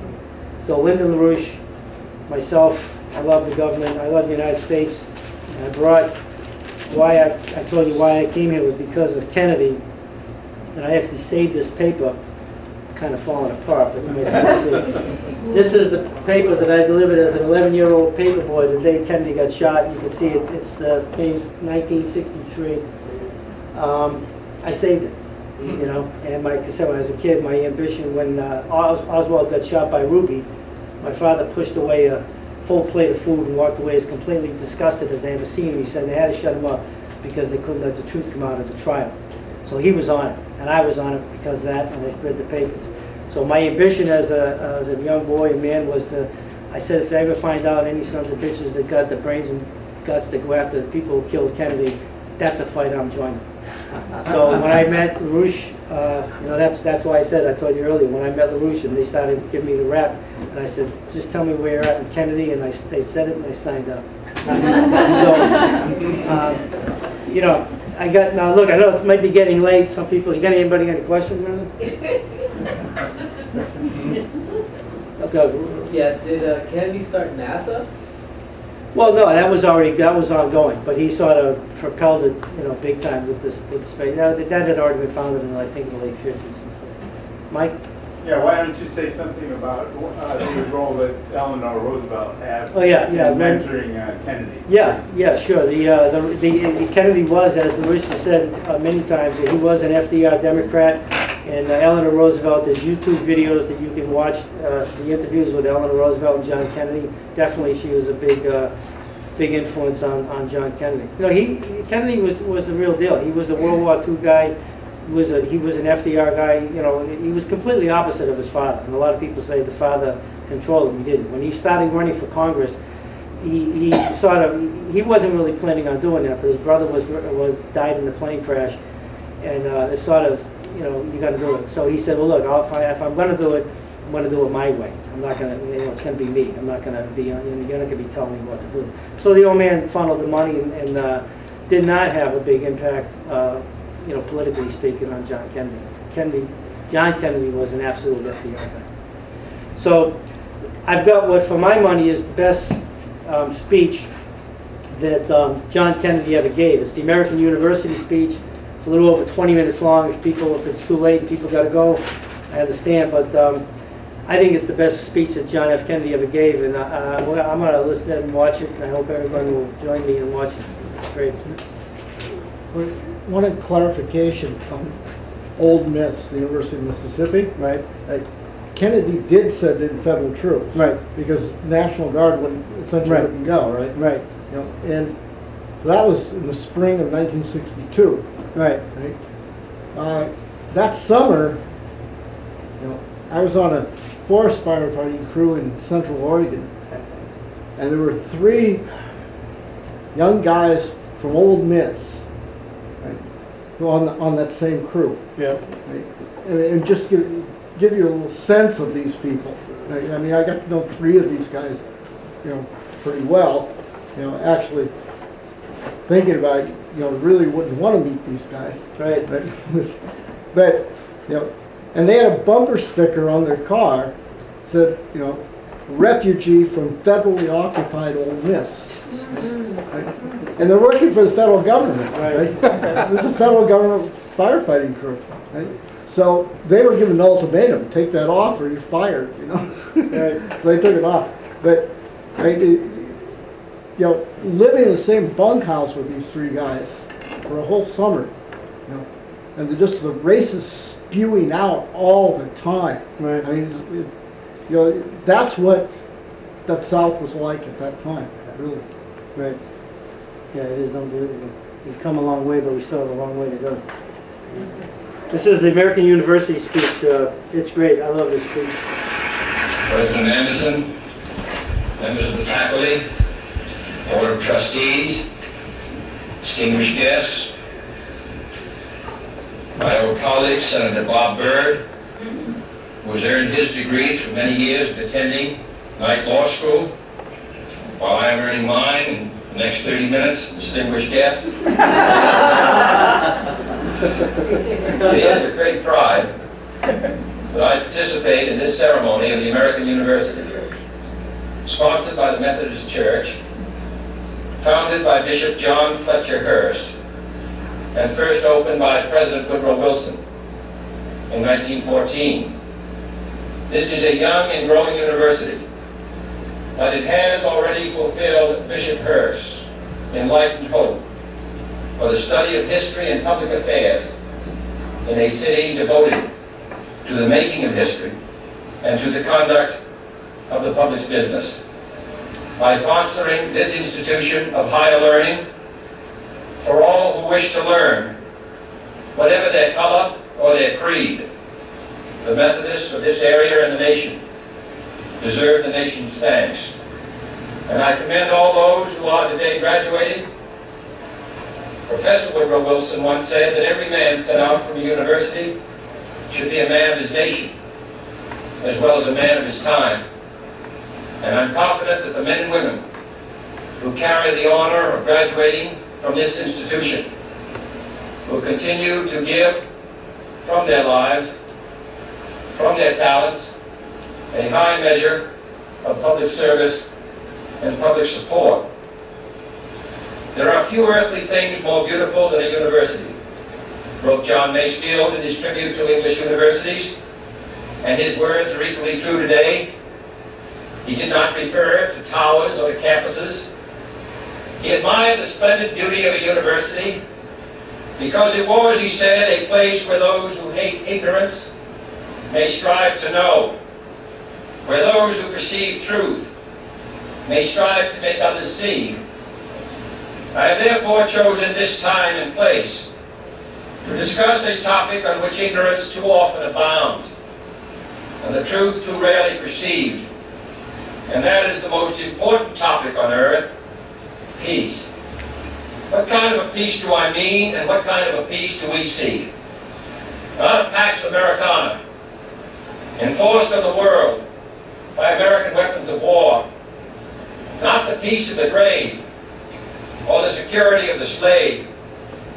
I am talking about genuine peace, the kind of peace that makes life on earth worth living, the kind that enables men and nations to grow and to hope and build a better life for their children.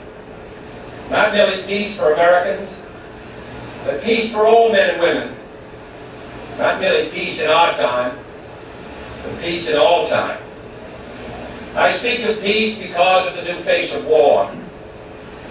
Total war makes no sense in an age where great powers can maintain large and relatively invulnerable nuclear forces and refuse to surrender without resort to those forces. It makes no sense in an age where a single nuclear weapon contains almost 10 times the explosive force delivered by all the Allied air forces in the Second World War. It makes no sense in an age when the deadly poisons produced by a nuclear exchange would be carried by wind and water and soil and seed to the far corners of the globe and to generations yet unborn. Today, the expenditure of billions of dollars every year on weapons acquired for the purpose of making sure we never need them is essential to the keeping of peace. But surely the acquisition of such idle stockpiles, which can only destroy and never create, is not the only, much less the most efficient, means of assuring peace. I speak of peace, therefore, as the necessary, rational end of rational men. I realize the pursuit of peace is not as dramatic as the pursuit of war, and frequently the words of the pursuers fall on deaf ears, but we have no more urgent task. Some say that it is useless to speak of peace, or world law, or world disarmament, and that it will be useless until the leaders of the Soviet Union adopt a more enlightened attitude. I hope they do. I believe we can help them do it. But I also believe that we must re-examine our own attitudes as individuals and as a nation. For our attitude is as essential as theirs. And every graduate of this school, every thoughtful citizen who despairs of war and wishes to bring peace should begin by looking inward, by examining his own attitude towards the possibilities of peace, towards the Soviet Union, towards the course of the Cold War, and towards freedom and peace here at home. First, examine our attitude towards peace itself. Too many of us think it is impossible. Too many think it is unreal. But that is a dangerous, defeatist belief. It leads to the conclusion that war is inevitable, that mankind is doomed that we are gripped by forces we cannot control. We need not accept that view. Our problems are man-made, therefore they can be solved by man, and man can be as big as he wants. No problem of human destiny is beyond human beings. Man's reason and spirit have often solved the seemingly unsolvable, and we believe they can do it again. I am not referring to the absolute, infinite concept of universal peace and goodwill, of which some fantasies and fanatics dream. I do not deny the value of hopes and dreams, but we merely invite discouragement and incredulity by making that our only and immediate goal.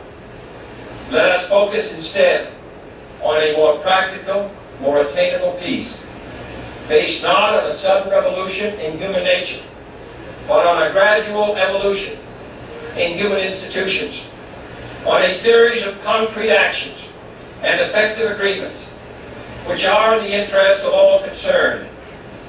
There is no single simple key to this peace, no grand or magic formula to be adopted by one or two powers. Genuine peace must be the product of many nations, the sum of many acts. It must be dynamic, not static, changing to meet the challenge of each new generation. For peace is a process, a way of solving problems. With such a peace, there will still be quarrels and conflicting interests, as there are within families and nations. World peace, like community peace, does not require that each man love his neighbor. It requires only that they live together in mutual tolerance, submitting their disputes to a just and peaceful settlement. And history teaches us that enmities between nations, as between individuals, do not last forever.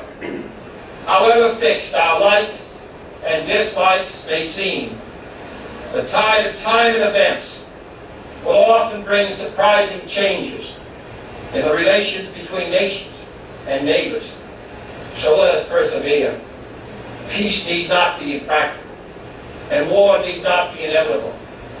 By defining our goal more clearly, by making it seem more manageable and less remote, we can help all people to see it, to draw hope from it, and to move irresistibly towards it. And second, let us re-examine our attitude towards the Soviet Union. It is discouraging to think that their leaders may actually believe what their propagandists write. It is discouraging to read a recent authoritative Soviet text on military strategy and find on page after page wholly baseless and incredible claims, such as the allegation that American imperialist circles are preparing to unleash different types of war, that there is a very real threat of a preventative war being unleashed by American imperialists against the Soviet Union, and that the political aims, and I quote, of the American imperialists are to enslave economically and politically the European and other capitalist countries and to achieve world domination by means of aggressive war, unquote. Truly, as it was written long ago, the wicked flee when no man pursueth. Yet it is sad to read these Soviet statements, to realize the extent of the gulf between us. But it is also a warning to the American people not to fall into the same trap as the Soviets, not to see only a distorted and desperate view of the other side, not to see conflict as inevitable, accommodation as impossible, and communication as nothing more than an exchange of threats. No government or social system is so evil that its people must be considered as lacking in virtue. As Americans, we find communism profoundly repugnant as a negation of personal freedom and dignity. But we can still hail the Russian people for their many achievements in science and space, in economic and industrial growth, in culture, in acts of courage. Among the many traits the peoples of our two countries have in common None is stronger than our mutual abhorrence of war. Almost unique among the major world powers, we have never been at war with each other. And no nation in the history of battle ever suffered more than the Soviet Union in the Second World War. At least 20 million lost their lives. Countless millions of homes and families were burned or sacked. A third of the nation's territory, including 2/3 of its industrial base, was turned into a wasteland. A loss equivalent to the destruction of this country east of Chicago. Today, should total war ever break out again, no matter how, our two countries will be the primary target. It is an ironic but accurate fact that the two strongest powers are the two in the most danger of devastation. All we have built, all we have worked for, would be destroyed in the first 24 hours. And even in the Cold War, which brings burdens and dangers to so many countries, including this nation's closest allies, our two countries bear the heaviest burdens. For we are both devoting massive sums of money to weapons that could be better devoted to combat ignorance, poverty, and disease. We are both caught up in a vicious and dangerous cycle, with suspicion on one side breeding suspicion on the other, and new weapons begetting counterweapons. In short, both the United States and its allies, and the Soviet Union and its allies, have a mutually deep interest in a just and genuine peace and in holding the arms race. Agreements to this end are in the interests of the Soviet Union as well as ours. And even the most hostile nations can be relied upon to accept and keep those treaty obligations, and only those treaty obligations, which are in their own interest. So let us not be blind to our differences, but let us also direct attention to our common interests and the means by which those differences can be resolved. And if we cannot end now our differences, at least we can help make the world safe for diversity. For in the final analysis, our most basic common link is that we all inhabit this small planet. We all breathe the same air. We all cherish our children's futures. And we are all mortal. Third, let us re-examine our attitude towards the Cold War, remembering we're not engaged in a debate, seeking to pile up debating points. We are not here distributing blame or pointing the finger of judgment. We must deal with the world as it is, and not as it might have been, had the history of the last 18 years been different. We must therefore persevere in the search for peace, in the hope that constructive changes within the communist bloc might bring within reach solutions which now seem beyond us. We must conduct our affairs in such a way that it becomes in the communist interest to agree on a genuine peace, and above all, while defending our own vital interests. Nuclear powers must avert those confrontations which bring an adversary to a choice of either a humiliating retreat or a nuclear war. To adopt that kind of course in the nuclear age would be evidence only of the bankruptcy of our policy or of a collective death wish for the world. To secure these ends, America's weapons are non-provocative, carefully controlled, designed to deter, and capable of selective use. Our military forces are committed to peace and disciplined in self-restraint. Our diplomats are instructed to avoid unnecessary irritants and purely rhetorical hostility. For we can seek a relaxation of tensions without relaxing our guard. And for our part, we do not need to use threats to prove we are resolute. We do not need to jam foreign broadcasts out of fear our faith will be eroded. We are unwilling to impose our system on any unwilling people, but we are willing and able to engage in peaceful competition with any people on earth. Meanwhile, we seek to strengthen the United Nations to help solve its financial problems, to make it a more effective instrument for peace, to develop it into a genuine world security system, a system capable of resolving disputes on the basis of law, of ensuring the security of the large and the small, and of creating conditions under which arms can finally be abolished. At the same time, we seek to keep peace inside the non-communist world, where many nations, all of them our friends, are divided over issues which weaken Western unity, which invite communist intervention, or which threaten to erupt into war. Our efforts in Western Guinea, in the Congo, in the Middle East, and the Indian subcontinent have been persistent and patient, despite criticism from both sides. We have also tried to set an example for others by seeking to adjust small but significant differences with our own closest neighbors in Mexico and Canada. Speaking of other nations, I wish to make one point clear. We are bound to many nations by alliances. These alliances exist because our concern and theirs substantially overlap. Our commitment to defend Western Europe and West Berlin, for example, stands undiminished because of the identity of our vital interests. The United States will make no deal with the Soviet Union at the expense of other nations and other peoples, not merely because they are our partners, but also because their interests and ours converge.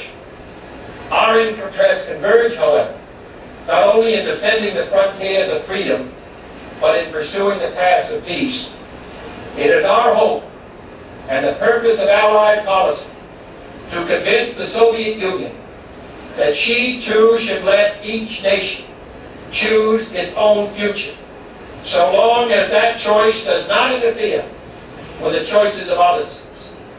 The communist drive to impose their political and economic system on others is the primary cause of world tension today, for there can be no doubt that if all nations could refrain from interfering in the self-determination of others, the peace would be much more assured. This will require a new effort to achieve world law, a new context for world discussions. It will require increased understanding between the Soviets and ourselves. An increased understanding will require increased contact and communication. One step in this direction is the proposed arrangement for a direct line between Moscow and Washington to avoid on each side the dangerous delays, misunderstandings, and misreadings of others' actions which might occur at a time of crisis. We have also been talking in Geneva about our first step measures of arms controls, designed to limit the intensity of the arms race and reduce the risk of accidental war. Our primary long-range interest in Geneva, however, is general and complete disarmament, designed to take place by stages, permitting parallel political developments to build the new institutions of peace which would take the place of arms. The pursuit of disarmament has been an effort of this government since the 1920s. It has been urgently sought by the past 3 administrations.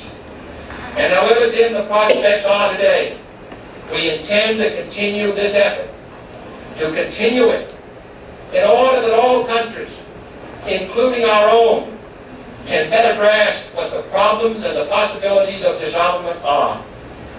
The only major area of these negotiations where the end is in sight, yet where a fresh start is badly needed, is in a treaty to outlaw nuclear tests.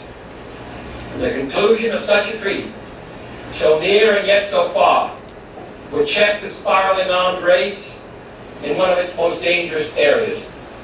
It would place the nuclear powers in a position to deal more effectively with one of the greatest hazards which man faces in 1963, the further spread of nuclear arms. It would increase our security. It would decrease the prospects of war. Surely this goal is sufficiently important to require our steady pursuit, yielding neither to the temptation to give up the whole effort, nor the temptation to give up our insistence on vital and responsible safeguards. I'm taking this opportunity, therefore, to announce two important decisions in this regard. First, Chairman Khrushchev, Prime Minister McMillan, and I have agreed that high-level discussions will shortly begin in Moscow, looking towards early agreement on a comprehensive test ban treaty. Our hope must be tempered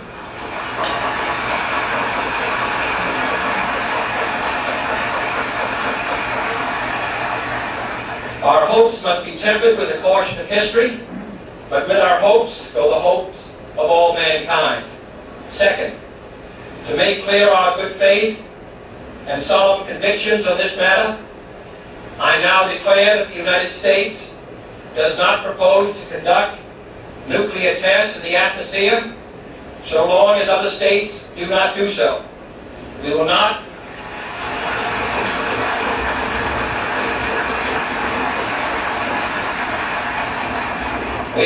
be the first to resume. Such a declaration is no substitute for a formal binding treaty, but I hope it will help us achieve one. Nor would such a treaty be a substitute for disarmament, but I hope it will help us achieve it. Finally, my fellow Americans, let us examine our attitude towards peace and freedom here at home. The quality and spirit of our own society must justify and support our efforts abroad. We must show it in the dedication of our own lives. As many of you who are graduating today will have an opportunity to do by serving without pay in the Peace Corps abroad or in the proposed National Service Corps here at home. But wherever we are, we must all, in our daily lives, live up to the age-old faith that peace and freedom walk together. In too many of our cities today, the peace is not secure because freedom is incomplete.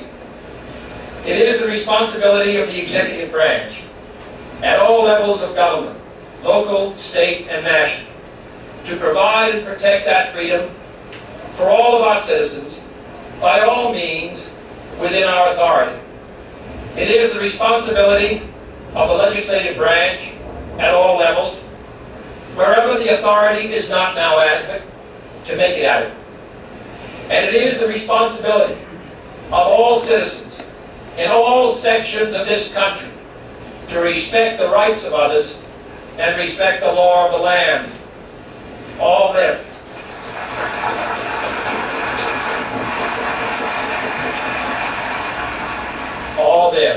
is not unrelated to world peace. When a man's way please the Lord, the scriptures tell us, he maketh even his enemies to be at peace with him. And is not peace, in the last analysis, basically a matter of human rights? The right to live out our lives without fear of devastation, the right to breathe air as nature provided it, the right of future generations to a healthy existence. While we proceed to safeguard our national interests, let us also safeguard human interests. And the elimination of war and arms is clearly in the interest of both. No treaty, however much it may be to the advantage of all, however tightly it may be worded, can provide absolute security against the risks of deception and evasion. But it can, if it is sufficiently effective in its enforcement, and it is sufficiently in the interest of its signers, offer far more security and far fewer risks than an unabated, uncontrolled, unpredictable arms race.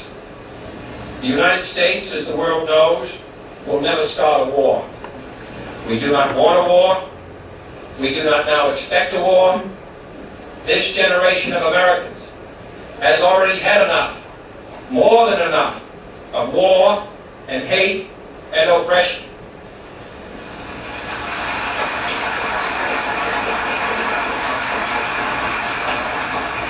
We shall be prepared if others wish it.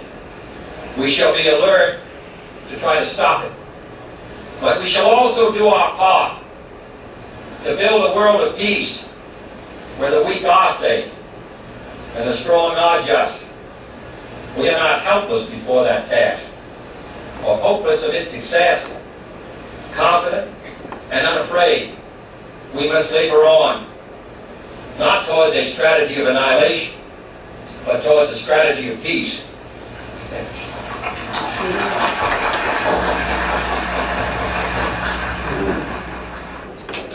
So that, keep in mind, that was like, I wonder if you could tell us that was only like 7 or 8 months after the Cuban Missile Crisis.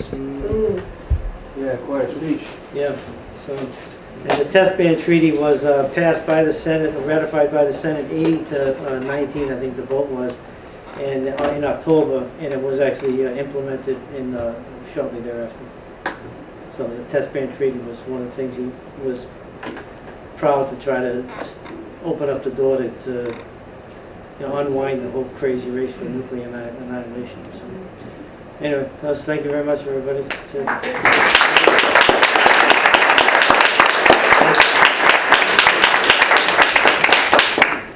Thank you, Alex.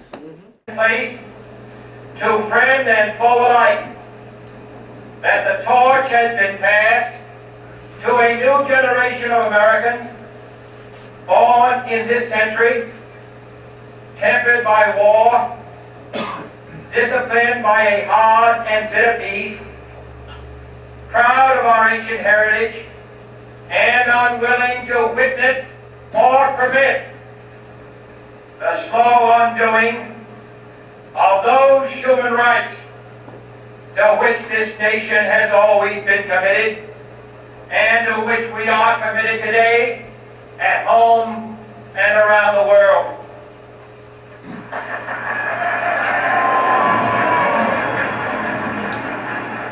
Let every nation know, whether it wishes us well or ill, that we shall pay any price, bear any burden, meet any hardship, support any friend, oppose any foe, to assure the survival and the success of liberty.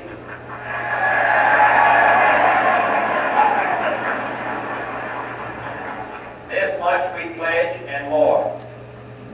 To those old allies whose cultural and spiritual origins we share, we pledge the loyalty of faithful friends. United, there is little we cannot do in a host of cooperative ventures. Divided, there is little we can do, for we dare not meet a powerful challenge at odds and split asunder. To those new states whom we welcome to the ranks of the free, we pledge our word that one form of colonial control shall not have passed away, merely to be replaced by a far more iron tyranny. We shall not always expect to find them supporting our view, but we shall always hope to find them strongly supporting their own freedom, and to remember that in the past, those who foolishly sought power by riding the back of the tiger ended up inside.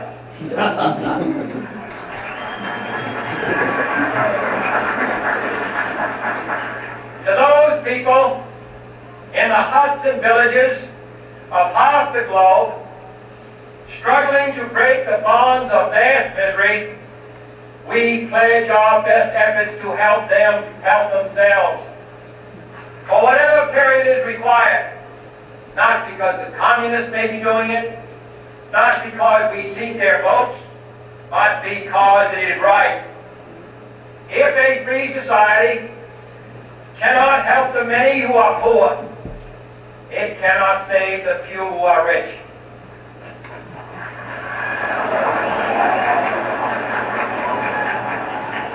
To our sister republics south of our border, we offer a special pledge to convert our good words into good deeds, in a new alliance for progress to assist free men and free governments in casting off the chains of poverty.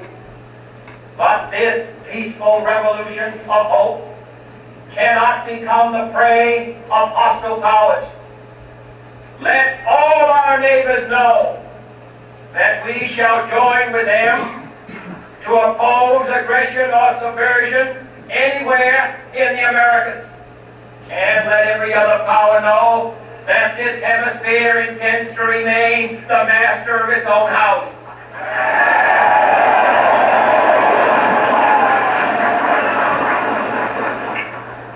To that World Assembly of Sovereign States, the United Nations, our last best hope, in an age where the instruments of war have far outpaced the instruments of peace, we renew our pledge of support to prevent it from becoming merely a forum for invective, to strengthen its shield of the new and the weak, and to enlarge the area in which its grip may run.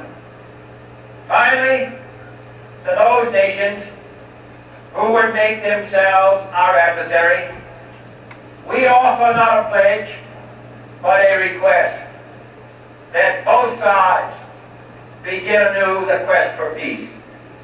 Before the dark powers of destruction, unleashed by science, engulf all humanity in planned or accidental self-destruction.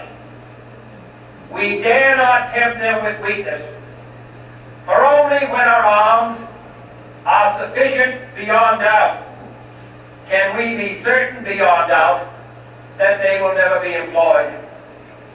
But neither can two great and powerful groups of nations take comfort from our present course, both sides overburdened by the cost of modern weapons, both brightly alarmed by the steady spread of the deadly atom, yet both racing toward that uncertain balance of terror that stays the hand of mankind's final war.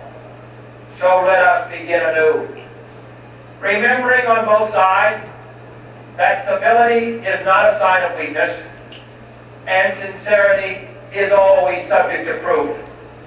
Let us never negotiate out of fear, but let us never fear to negotiate.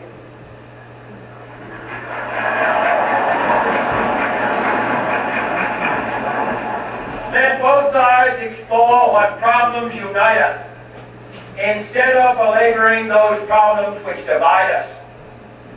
Let both sides, for the first time, formulate serious and precise proposals for the inspection and control of arms, and bring the absolute power to destroy other nations under the absolute control of all nations.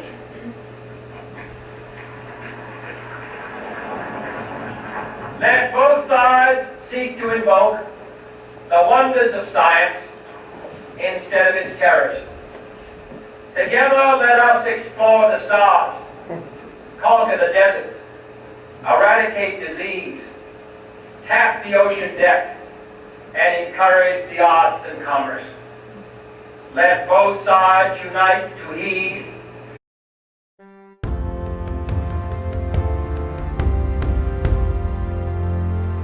So, on that planet on May 29, 1917, Kennedy's born. All right, he's born into a rich, his father's, he's a little bit of a shyster. Makes a ton of money, makes so much money, the sons can afford to have scruples. Okay? And try to, like Linda LaRouche, because I've been privileged to study history under LaRouche for about 15 or 20 years. What LaRouche is always telling us is to bring people on the stage of history, put people on the stage of history. So I want to try to give you a little flavor of what was going on from the time he was born up until when he takes over the presidency. And he goes all to the blue blood schools. He's got a lot of health problems. He's given the last rites on several occasions when he's a youth. World War II starts. He joins the Navy. The father has to pull strings because he's got such serious health problems. The Navy didn't want him. So this is a guy who could have had legitimate health reasons for not going into the war, and actually had his father pull strings to get him in. So he's in the Navy, PT 109, everybody's familiar with the story. What a lot of people don't realize is when he went out after the boat, his little PT boat had been sunk by rammed, by a Japanese destroyer. 3 of the sailors on his boat died. Excuse me. And he went out off the shores, right, with lanterns to get boats that were going to be going by, or what he thought might be going by, to get help for his remaining crew. And he actually almost got swept out to sea by the currents and the tides. But he managed to get his wits about him in a semi-conscious state and managed to get back to shore. They swam to a different island the next day, got help through some natives, and gets back to home and back to Cape Cod. Runs for Congress, 1946, interesting year. That's the year that Churchill gives the Fulton, Missouri speech in the Iron Curtain, which was actually coined by a German general before Churchill said it. And to give you a little flavor of these times, the McCarthy witch hunt trials, the communist hysteria in the 50s and 60s is far more pervasive and intense than what we hear now about Muslims and so forth. And what we call the McCarthy hearings, LaRouche is saying that really was Truman hearings. This Truman set the stage for this stuff. So, in this environment, Kennedy gets elected to Congress in 1946.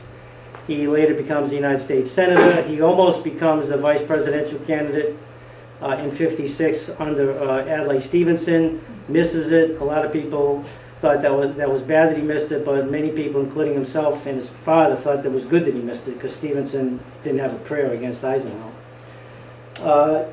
Leading into the 1960 presidential election, you've got the 57 Sputnik from Russia, which really got everybody spooked.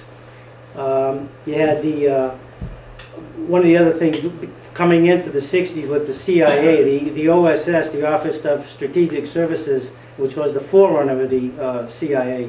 These were a lot of the people who were problematic for Kennedy, and many of them had been schooled by the British in Europe during World War II. Dulles was known to not like Donovan, who was a real patriot, and Jesus Angleton, who was a bona fide lunatic in the CIA, was famous for prowling the halls of Langley because he thought there was a communist mole inside the CIA in Langley. And I'm not sure if there's any definitive intelligence available to say if this is the case or not, but many people, subsequently thought he may have well been the mole himself, because his mentor during World War, during World War II and leading into the 60s, was none other than the infamous triple agent Kim Philby. So there's certainly some smoke there anyway. So the other big thing that happens is right before Kennedy takes over is the U-2 flight with Francie Garris Powers, and Eisenhower was furious about this. And usually when these pilots went up on U-2 missions, they would strip the plane, strip the insignia. The pilot would have nothing on him, so that if anyone went wrong, there was no trail that they could link to the U.S. But in this particular case, in spite of the fact that Eisenhower had ordered no more U-2 flights, because they had wanted to go to Paris to meet with Khrushchev on the Paris peace talks, and someone made the order to send up a U-2, and no one knows who, and of course he was. I'm not sure. I've read several things on this. It's a little bit ambiguous about how the flight came down, but most people think it was sabotaging, including Francis Gary Powers, and either to crash land or come down to a lower level where the because the Soviets could not, they didn't have the technology to shoot it out of the air. So it was flying at 70,000 feet supposedly. So for the Russians to get their hands on it, he had to come way down. And that was sabotage. And the other thing was that there was incriminating documents in the plane, on the plane, and on Francis Gary Powers, even in his flight suit, identifying things that are not supposed to happen. So that, there would be no misunderstanding where he came from. Because the intention of the people who ordered the flight was to sabotage not just that flight, but the Paris peace talks of Eisenhower and Khrushchev. And, Eisenhower was a career military guy, graduate of West Point, hero of World War II, and yet he himself, even though he knew the ways of the Pentagon and the military, had made numerous complaints about his own JCS, the chairman of the Joint Chiefs of Staff, and that they wouldn't listen to him. They just disobeyed his orders, left and right. And he was absolutely furious about this U-2 incident. Completely embarrassed about it because he was assured that there was no way there could be survivors or any wreckage. And of course, Khrushchev played it coy and came up with the pilot and enough evidence in the plane. So suffice to say, the peace talks were foiled, and this was the critical straw that broke the back in terms of compelling Eisenhower to give the famous military-industrial complex speech, which is the last speech he gave, leading into the Kennedy presidency. And most of the people in the institutions, in the military, in the intelligence community, they anticipated Nixon winning that election.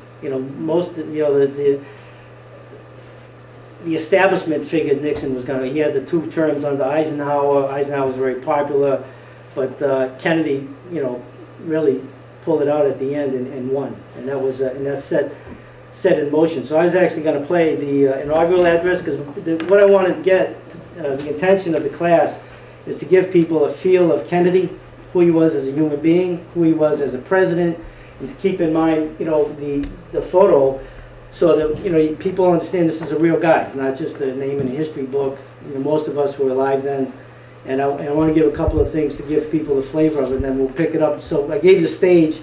He's walking into the presidency. This is the inaugural. And we'll pick it up right after that.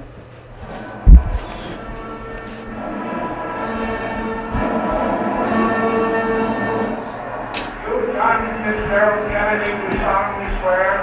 I, John Fitzgerald Kennedy, do solemnly swear. That you will faithfully execute the office of President of the United States. That I will faithfully execute the office of President of the United States. And will, to the best of your ability, And will, to the best of my ability, preserve, protect, and defend the Constitution of the United States. preserve, protect, and defend the Constitution of the United States. So help you God. So help me God. 14 minutes long.